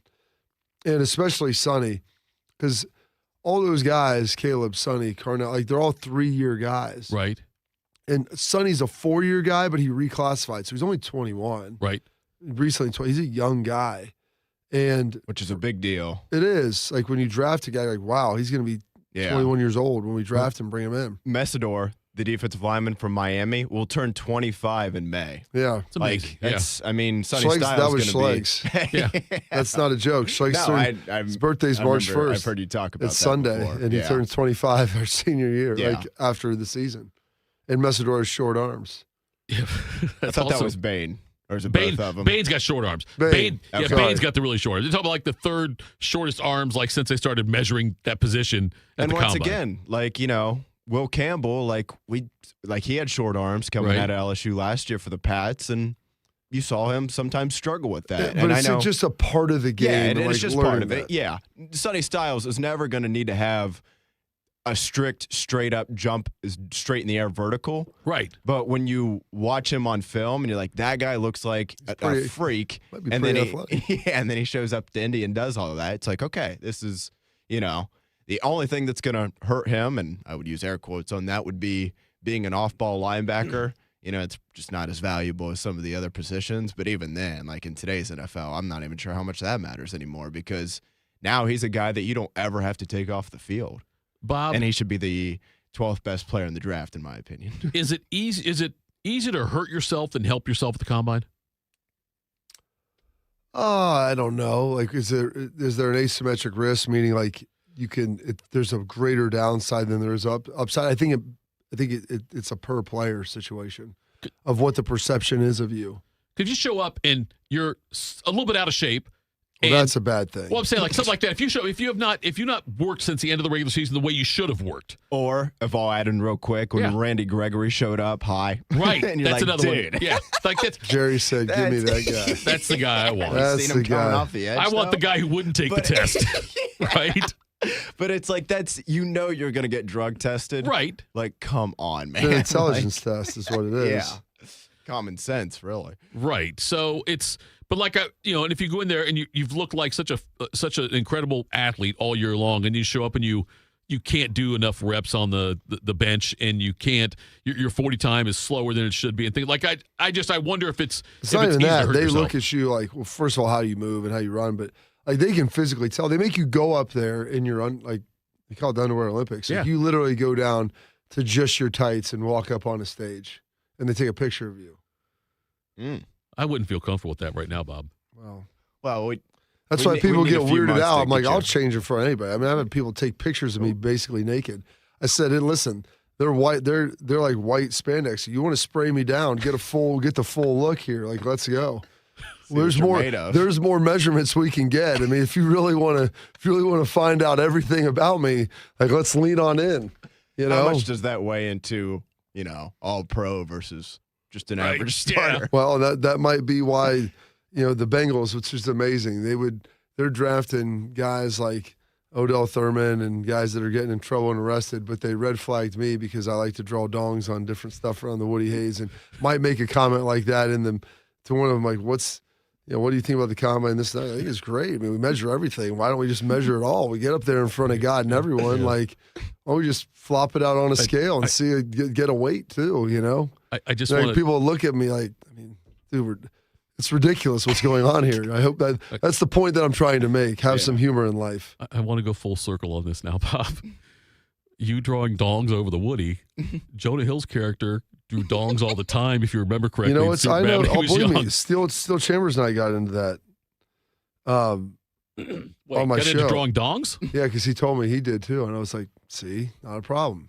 I go, I would draw. I was more of a quantity over quality guy. Steel felt like more of the joy of painting with Bob Ross. Like he would really do a lot of work on one.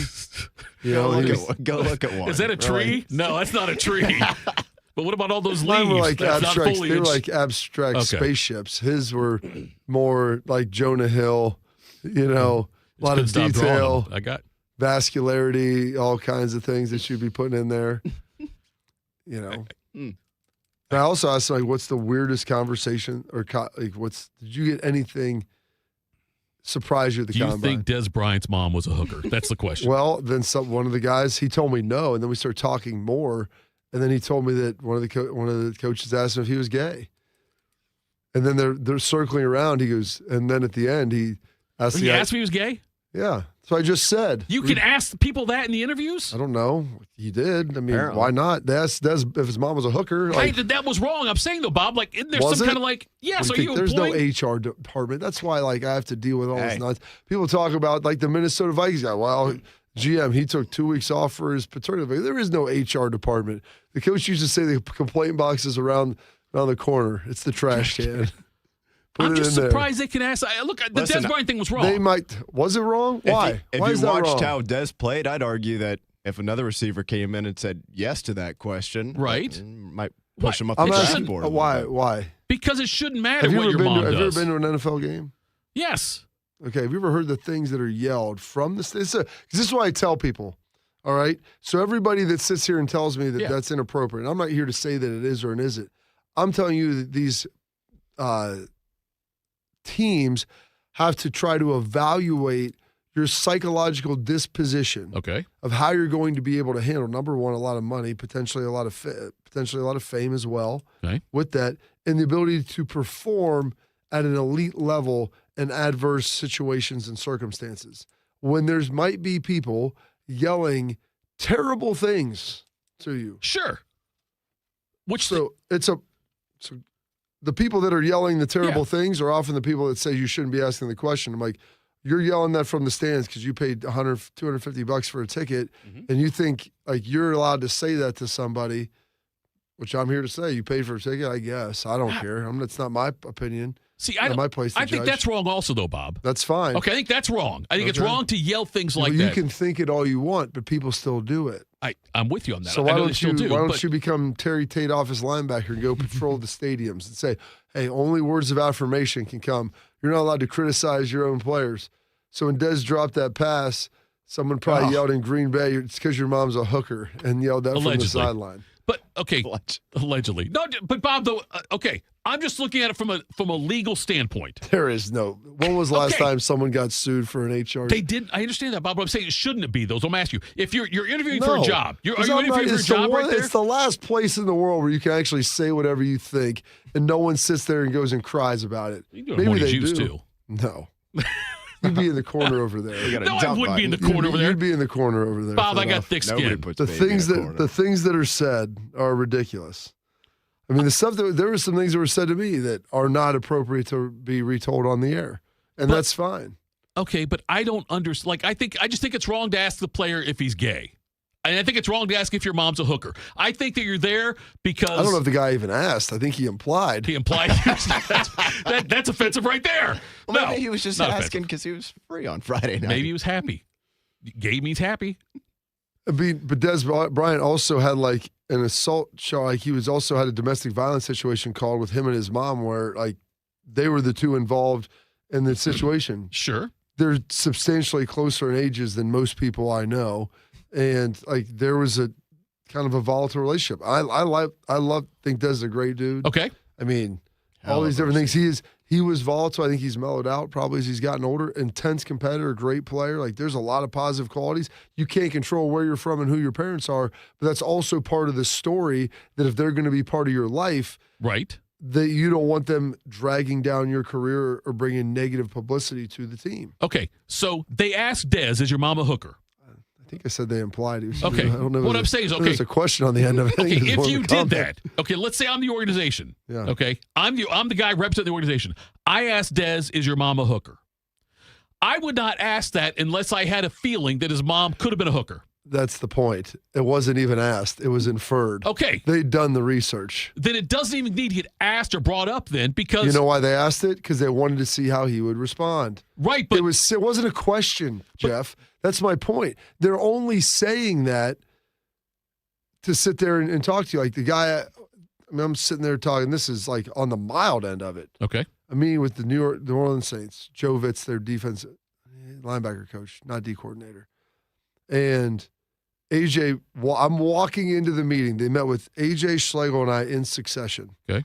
And I think they planned this, and I could see why Sean did this. I remember talking to him, and it's funny. AJ talked to Joe Vitt about it, and he laughed, and this was just his shtick with it. But I'm walking out of there, and AJ goes, "Have fun with this guy."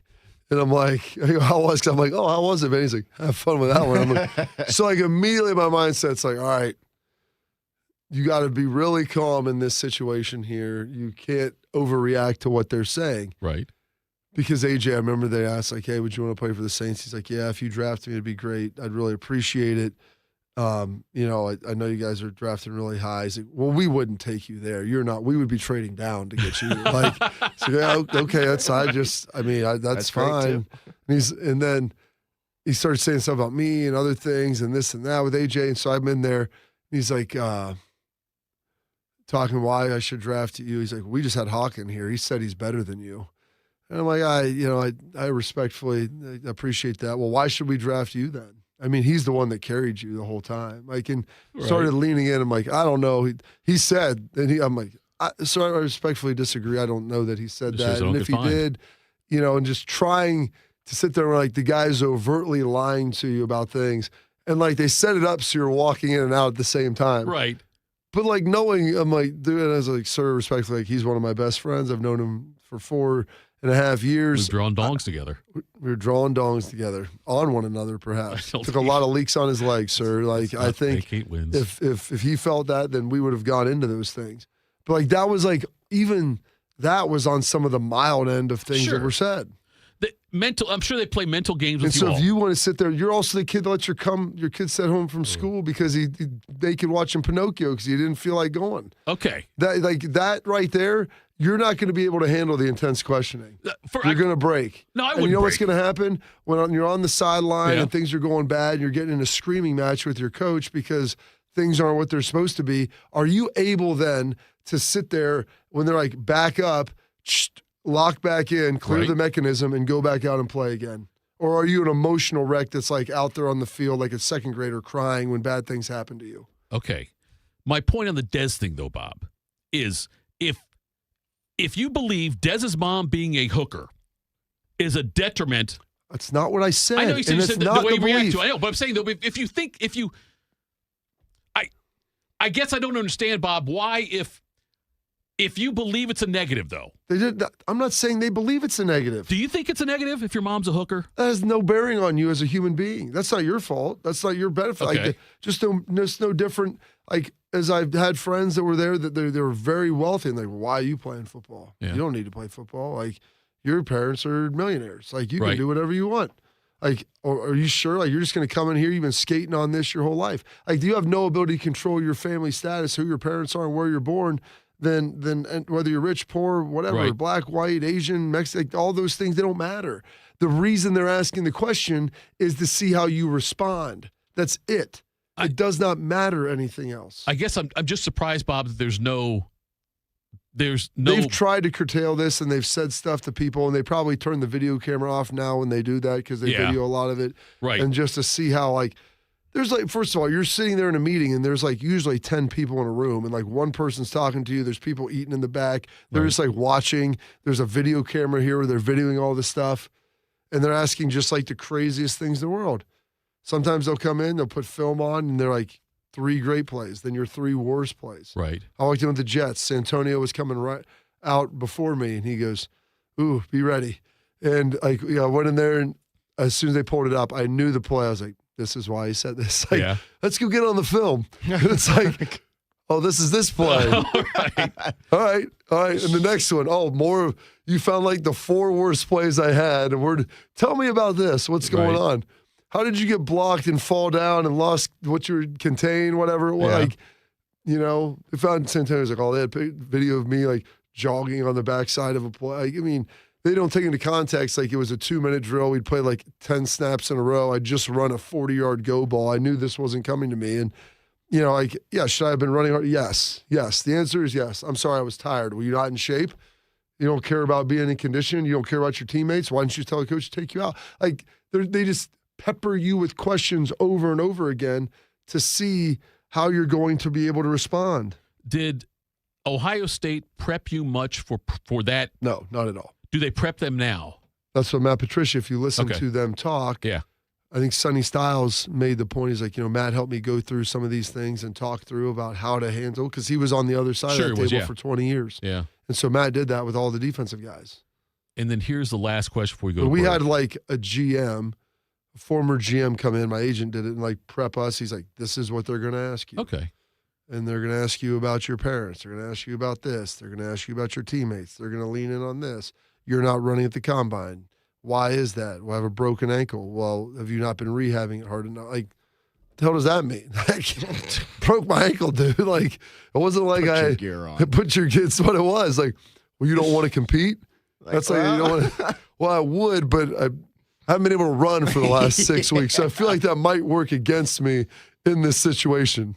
Like, what are we doing? I think the biggest question in all of this, Bob, is when you're doing the interview, are you just in your underwear?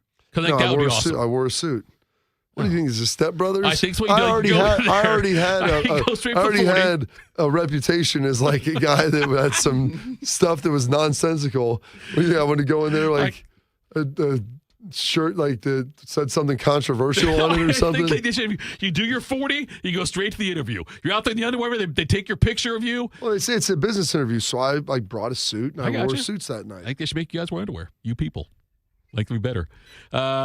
Coming up next, we'll tell you what's got us juice. Morning juice. Hey, it's Bobby Carpenter. I slept in a lot of different rooms, different beds, but none of them really felt like mine. I spent 14 years in foster care, mostly in group homes. And I never had much stuff because I always had to be ready to move.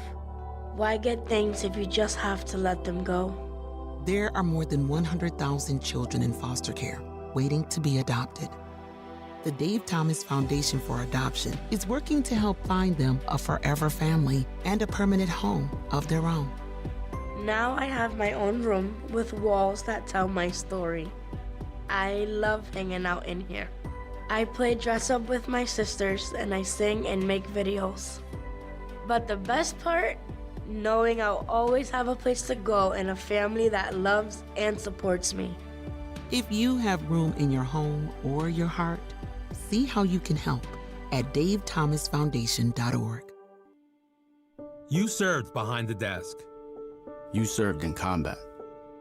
You did 4 years and got out. You were drafted. You gave 20 years. You gave exactly what your country needed. And so did you. When you raised your hand and swore an oath to your country, when you put your name on a dotted line, you became part of only 1% of Americans who did the same. You are a veteran. You are a veteran. You are a veteran. Because no matter when, where, or how you served, you made a sacrifice for your country, and you deserve support. If you're struggling with life after service, don't wait. Reach out. Reach out to a loved one, to a fellow veteran, to VA. Find resources at va.gov/reach. Brought to you by the United States Department of Veterans Affairs and the Ad Council.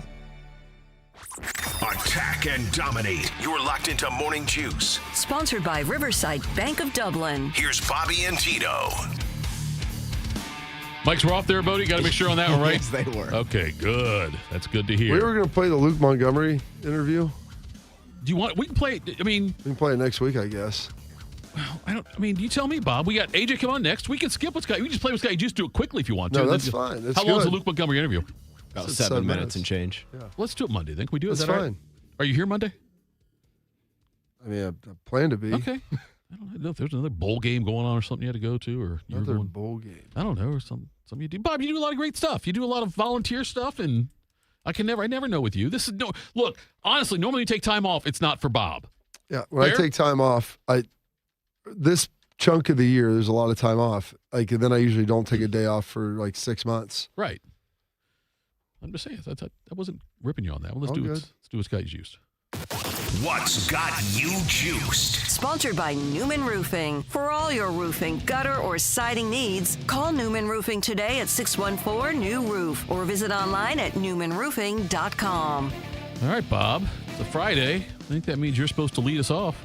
Well, I'm juiced for it being a Friday. I'm juiced. My daughter has her first scrimmage tonight with their lacrosse team, and it's a fun group of dads. Like, hey, it's in New Albany.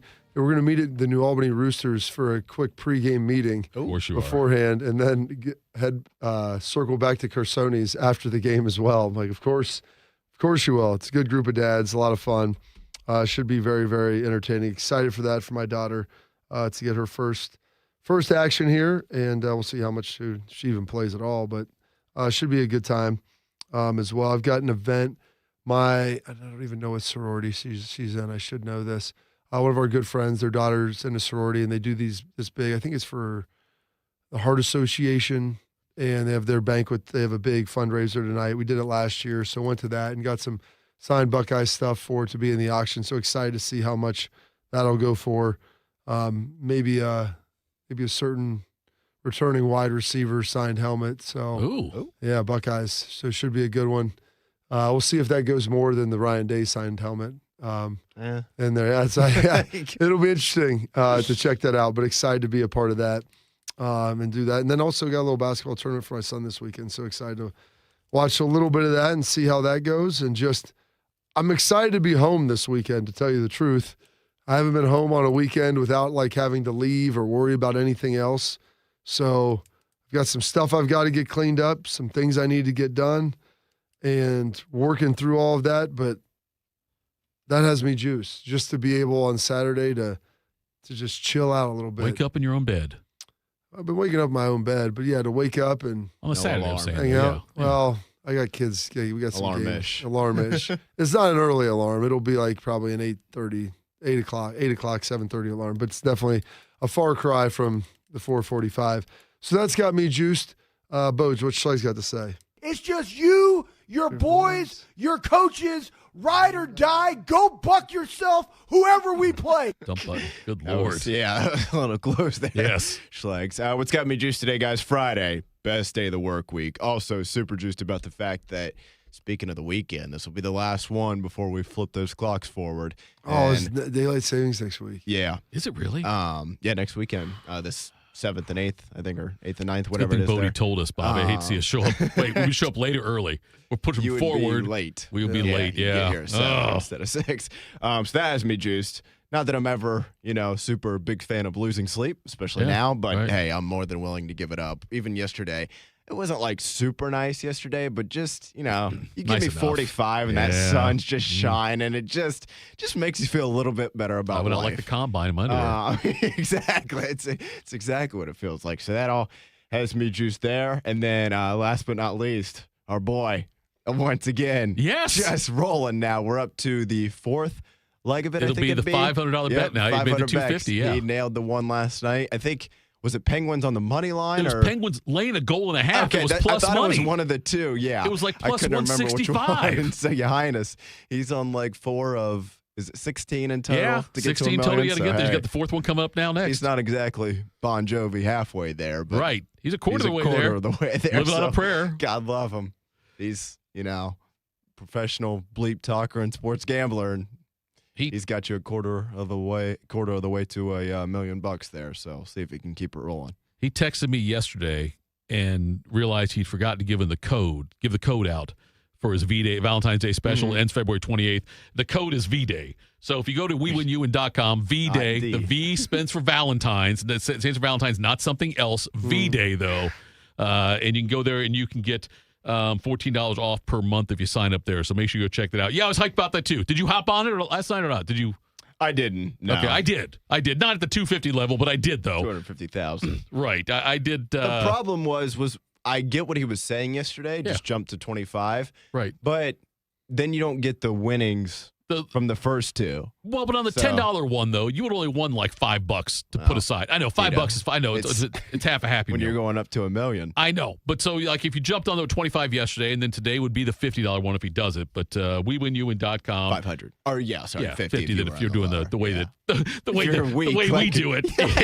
Us normal folk. And yes. Right, if you're not Your Highness. So, let me, we got a few minutes we got here. time. Go ahead. So when he's talking yesterday, and he said he's up $20,000 on the year. Yeah. When he says $100 bet, yeah, is that every time he bets? Then is $100? There's certain bets that he and a couple of the other guys will put out there that are in his part of his conglomerate, I guess. Okay. And if you would have followed their bets so far this year and just put $100 on every bet they gave you, $100 each time, you'd be up that much. Yes. That's amazing. Yeah, I know. It's like that is absolutely amazing. But I get angry about it too. I mean, Bodie, what are we doing here? I mean, shoot. Same thing with Gerb. You know, Gerb will tell you with his golf bets, and he puts them out there. And if you follow it all year long, you make money. You know, but I want to make bank, bro. But that's the whole thing, though, Bob. It's like it's. I think that's the thing I don't understand, though, is like, why didn't everybody just do this? Right. We would never have to work. Listen, but there's a swing and some misses. Here's the thing, though. He does the analytics. He does. Don't let the surface fool you of what lies beneath. Yes, but like it's a thing there where like if I'm doing it the dumb way. Shocker. I know, breaking news on that one. Where I just jump in once in a while, you know. And you got to ride the train. I have a tendency to jump in. Yeah, speaking of trains. Right before a loss on something. Same thing with Gerb, too. Like, this 1 week, I'm going to bet all of Gerb's bets. And I'll do it. It's the 1 week like he might lose. And then it's like, I'm not doing this anymore. And then win. Oh, I got to do it. Lose. You know, it's like, that's the thing. It's a disciplined thing with it. And I got to believe, I don't know, Your Highness and Gerb both, they wouldn't say it's a system they're doing, but there is a process. There's a math process. Yes, there's a process to it more than a system. If anyone says they have a system for making money, I've heard some stupid ones I've tried to follow and not like always take road favorites in baseball. No, that doesn't work out. Or look at the RPI only. And if the number there, the difference between the two is different than what the line is, bet that, all that. But look, Your Highness and Gerber are two of the ones that we use. Love them. If you follow it. Maybe I'll start on 2 of the 3 we use ain't bad. But no, like 2/3 of the time it works every time. So last night I did. I put $25 on that Penguins thing. It paid $66. Bam. Now the next bet he's going to make it'll be $50 for me. So I'll have $16 profit no matter what happens there. See what I'm saying? Yeah, it makes sense. Yeah. I'm not. And then if I denying lose it, that, then I've still got $16 profit for the next $10 bet when he starts over again. And that's how it is. That's how he's making the money on this thing, which. That's amazing. I got to be honest. I might just quit here. I mean, I really love working with you guys, but I might just go out to Arizona and just start hanging out with Your Highness. Warmer weather. I don't know that I'll dive into the recreational activities that he does all the time. That's we need not to have really this conversation my thing, now then, because I talked to Your Highness, and he is still contemplating. I think because he's Your Highness, I think he's got frequent flyer miles and all this stuff. He's thinking about making a trip out here soon, like in April maybe May. If he does it, do you think we can have him live in studio? Oh, You're down with that? That's a thumbs up for me. Yeah, absolutely. Bob, you okay with that? Sure. Have him live in studio, whatever setup we're going to have here. Make sure we can all have mics, but make sure he just, he can't do any of those said recreational activities on the mic. That might have to be kept in the parking lot in his car or something. Yeah, that's the only issue, making out I with guess. the dog. Would you go to, would you also then participate if Your Highness comes in and we say, hey, you know what, we're taking morning juice over to, I don't know, Roosters, and Your Highness will be there? Would you guys be okay with something like that too? Do an appearance with him, maybe. I'm not saying to be paid for or anything like that, but like just if the juicers want to come out, because the juicers in the chat always want us to take our show on the road. They want to come out and meet us and see us do a show. Yeah, I don't think anybody here wants that to happen. And I don't mean that in a negative way. I mean that in the people who would need to make that happen don't care enough. But you know what? Sure. If all the stars align, Tito, I'm in. I think so, too. I'll do it for the show. I'd like to consider myself a team player. So. Yeah, I think Your Highness has grown everybody, and so, yes, I will keep following him. What else has got me juiced? He's growing something. Bob, two things with you that you brought up I want to address. You talked about sleeping in. Are you disciplined enough with your body to tell yourself I'm sleeping until 8? Oh, I can sleep in. Okay, Easy like, money. Even on the weekend when I don't have to get up right away, I'm still at 4:18. Just stay up later and drink harder. So that's the plan? If I stay up later and drink harder, I'll be able to sleep in? Yeah, at least I can. Okay, I'll try that out, Bob. I use a sleep mask, too, which is nice. I use a sleep mask. Well, it's called a CPAP, but some people call it a sleep mask. I'm with you, though. I can't sleep in anymore. I wake up, but then I try to go back to sleep, and then it's just like intermittent. Go spend a weekend with Your Highness. You'll be able to sleep in. And then the other thing I want to make sure I brought up, Bob brought up the youth basketball tournament, just so you know, Bodie, so there's no friction, I shouldn't say that. There's not going to be any additional friction, I would hope, on Monday. Our kids may play against each other over the weekend. High stakes. Am I going to tell my son to sweep the leg? No. If it happens organically, I'm just saying, Bob. I'm going to tell my son, hey, listen, Pinocchio, why don't you go lay naked on the couch? Talk a little trash to him. Okay, that's fine. That's you look at him, you tell him, if you lose this game, you'll take it to your bleeping grave. He practiced last night, no problems. That's good. He's getting good grades at school, Hey, when Bob. you get tired, go ahead and drive home for 2 hours from the toboggan run. All right. Coming up next, AJ Hawk joins us. Get your Ask AJ questions in if you want us to do that. This is Morning Juice. You know what hope is? Hope is action. Carving a path forward, even when it's hard. And kids who still know how to dream. They're the best pathfinders of all. So at Child Fund, hope means helping millions of children living in poverty worldwide to grow up healthy, educated, skilled, and so all those good things can come true for them. Safe. And that means safe at home, safe at school, and safe online. Hope means walking this path together, all of us. Because when we work together, we can do so much more. That's right. Hope includes you. Child Fund, because we need each other. To learn how Child Fund works with children in 23 countries to help them achieve their full potential, visit childfund.org. That's childfund.org. People don't realize that glaucoma is one of the leading causes of blindness. Because there are often no early symptoms, nearly half of those with glaucoma may not even know they have it until vision loss has occurred. I was diagnosed with normal tension glaucoma in July of 2020. And what we found out at that point was I had already lost 40% of my sight. And you think it only affects people that are, 75 or older, retired, grandparents, and that's not the reality of it. I didn't think at all glaucoma was going to affect me because I didn't know of anyone that had glaucoma, no one in my family. When you have glaucoma, you can't get back that sight that you lost. And so early detection and treatment is vitally, vitally important. Don't miss life's most beautiful moments. Schedule an eye exam today. National Glaucoma Research, a Bright Focus Foundation program, offers free resources and tips for healthy vision. Learn how to protect your sight at stopglaucoma.org. Bobby is known as the General. Tito shops at Dollar General. This is Morning Juice. All right, Morning Juice. I've missed this guy. A man with many career achievements. Leading tackler in Centerville football history. Leading tackler in Green Bay Packers history. Still afraid of Larry Knopfsinger. And the crowning achievement, the third member of the Island Boys, AJ Hawk. He is AJ Hawk, joining us now from Parts Unknown. When I first told Bobby about your response to my text yesterday, AJ, that you would be driving as usual, Bobby wondered, are you driving to or from Indy right now? No, I say he's driving every day. I know, but you said he's driving to or from?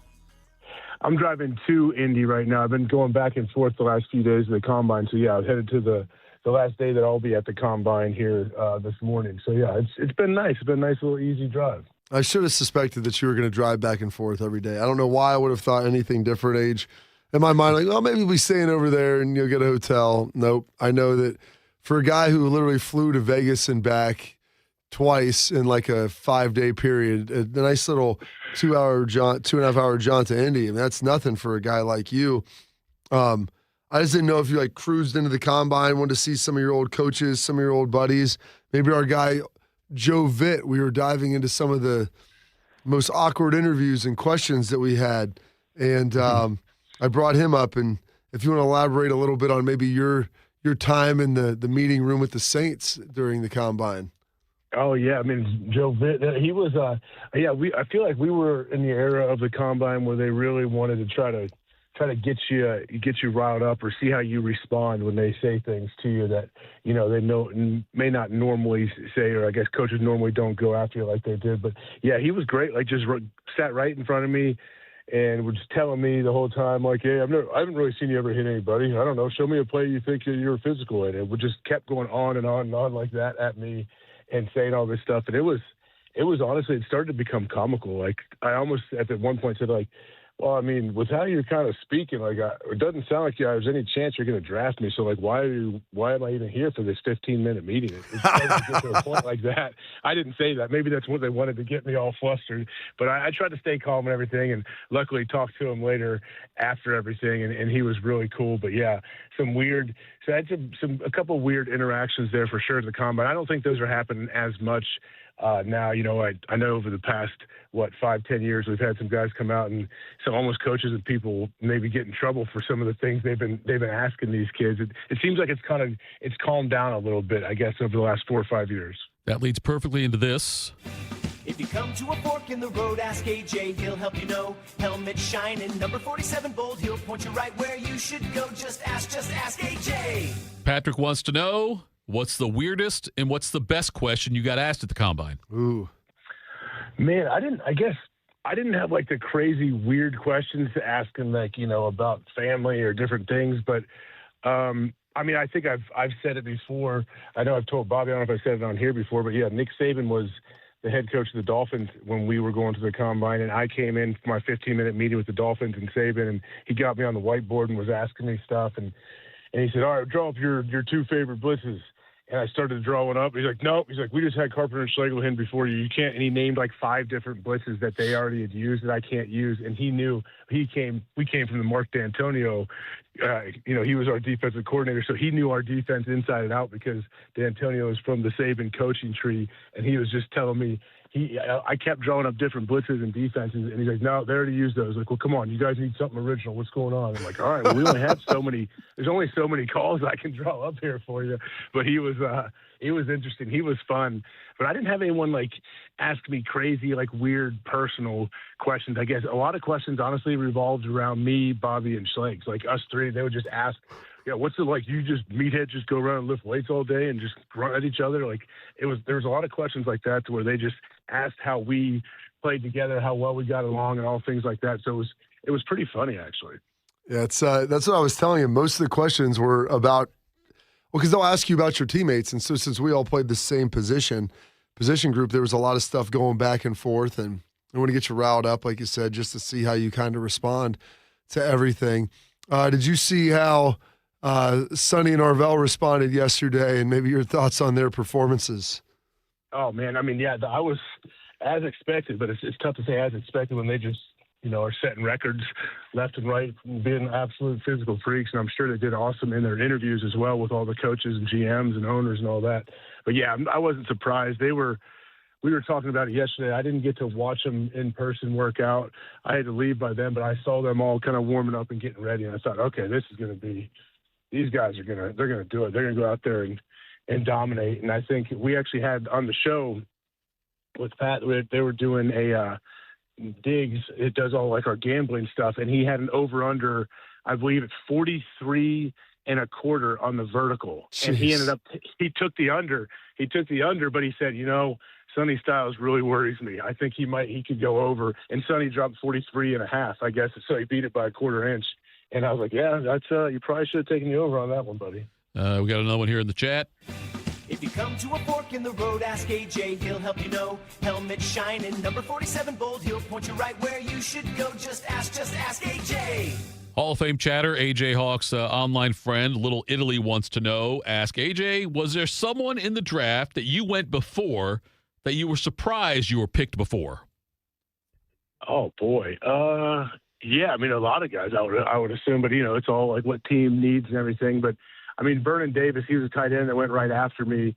I assumed he'd go before me, and I knew I got drafted to the Packers with Brett Favre as the quarterback, and I'm sure Brett Favre would love to have Vernon Davis have a nice, fast, speedy weapon on the offense, but they took me instead, I guess, and Vernon went right after me. But, yeah, I mean, our draft class was crazy. It was fun. Vince Young's up there, Reggie Bush, they're all in front of me, obviously. But, yeah, I don't know. I think the whole first round, there were so many great players. I mean, throughout the whole draft there was, but yeah, it was a different time in the NFL, I guess. I was pretty naive to it all and didn't really, I don't know. I was just along for the ride, I would say. I didn't really dissect it or think too much about it.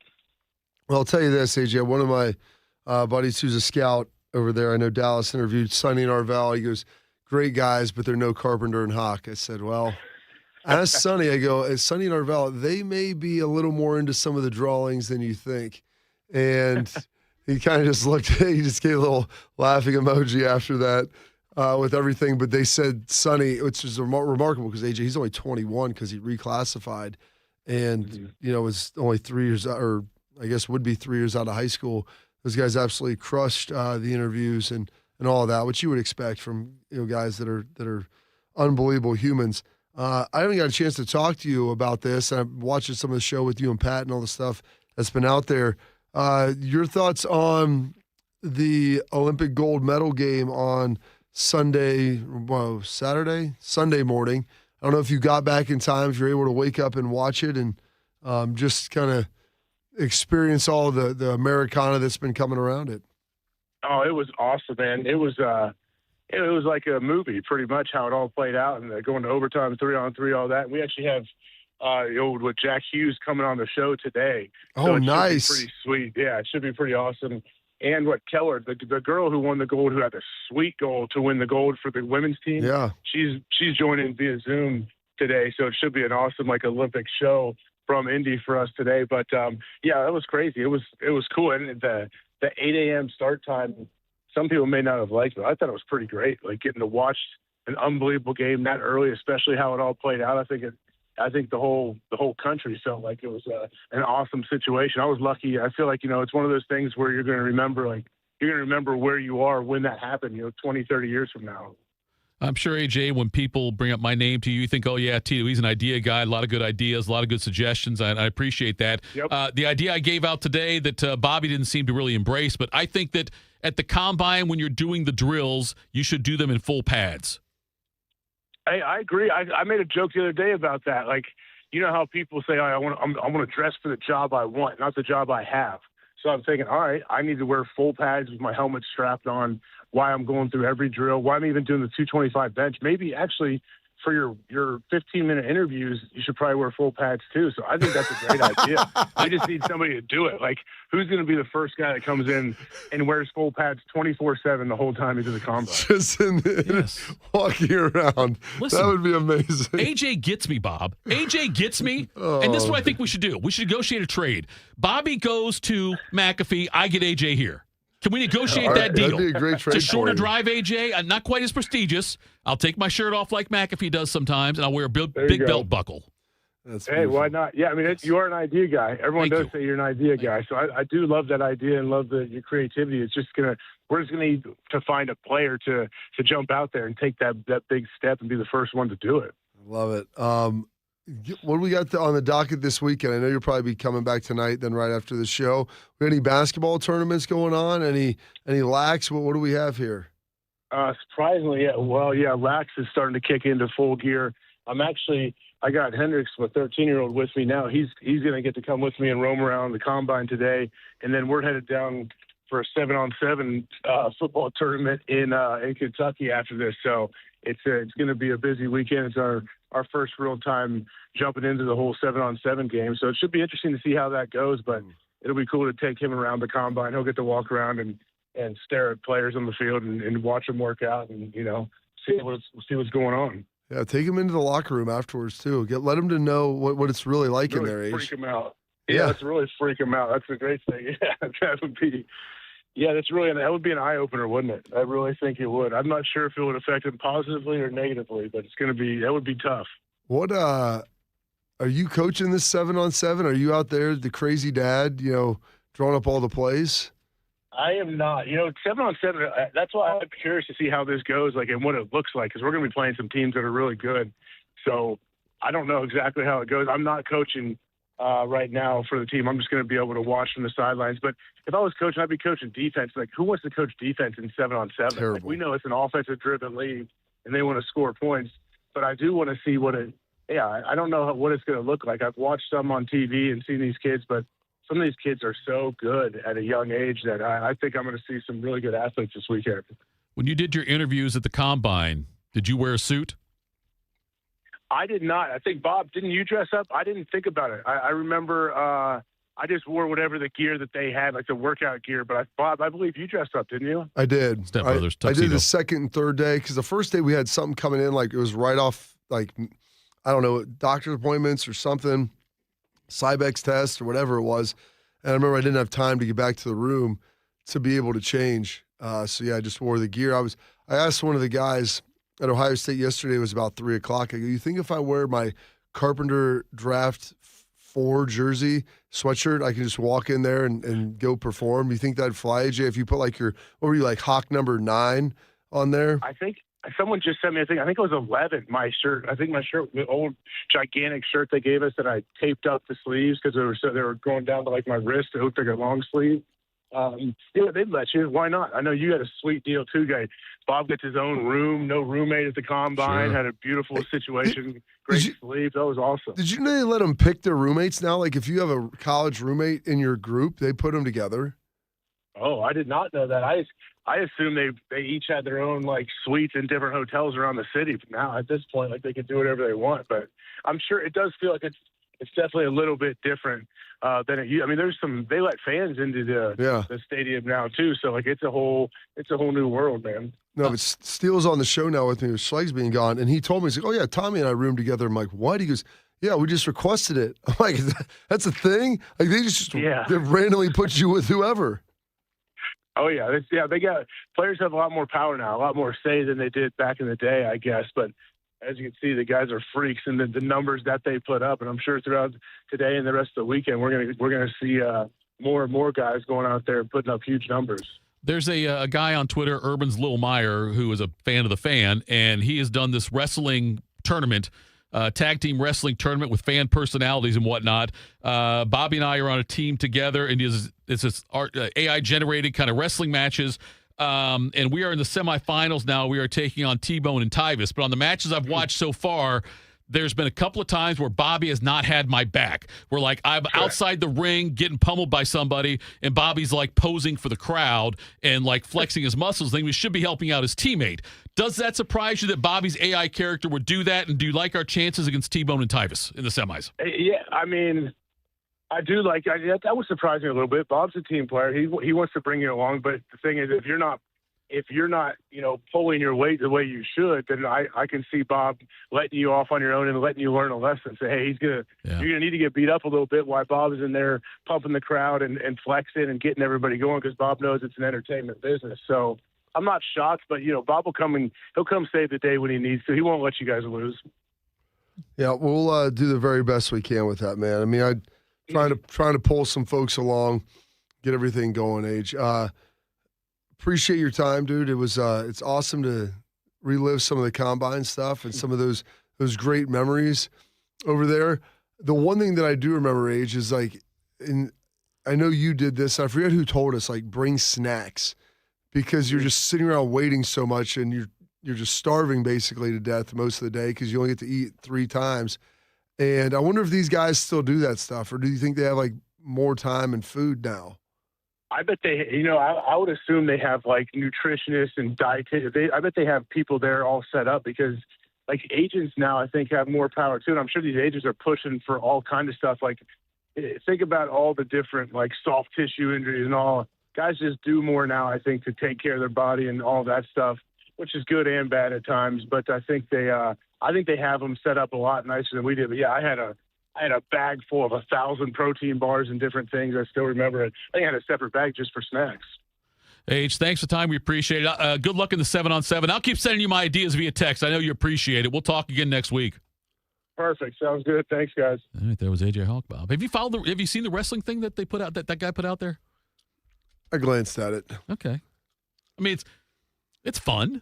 Yeah, it is. We just beat Rothman and Ice, by the way. Well, that's good. I feel better about life then. Yeah, we just beat Rothman and Ice, and Rothman and Ice had knocked off, I'm trying to think who this looks like. I think it was Jen and who else? I can't tell it is. I can't tell it. But also then, like, I think Man and Timmy have a team, Teddy and Reimer, Bishop and Friends, Reeser and Baker have a team. So anyway, we'll see how we do in the semifinals in that one. I know you're looking forward to that with bated breath. I really breath. am. See if your Highness can get us some odds on that. Find some juice on there. That's what we need, Your Highness, to get in on that. That'd be good. Thanks to all the juicers for tuning in today. We appreciate that. Thank you to AJ Hawk. Always a blast having him on. On Monday, Bobby, I apologize. We did not play Luke Montgomery. We'll do it on Monday, though. We'll make time for it Monday from the cruise when you did that. And then we'll also have Bill Benner on for the sporting news. Have a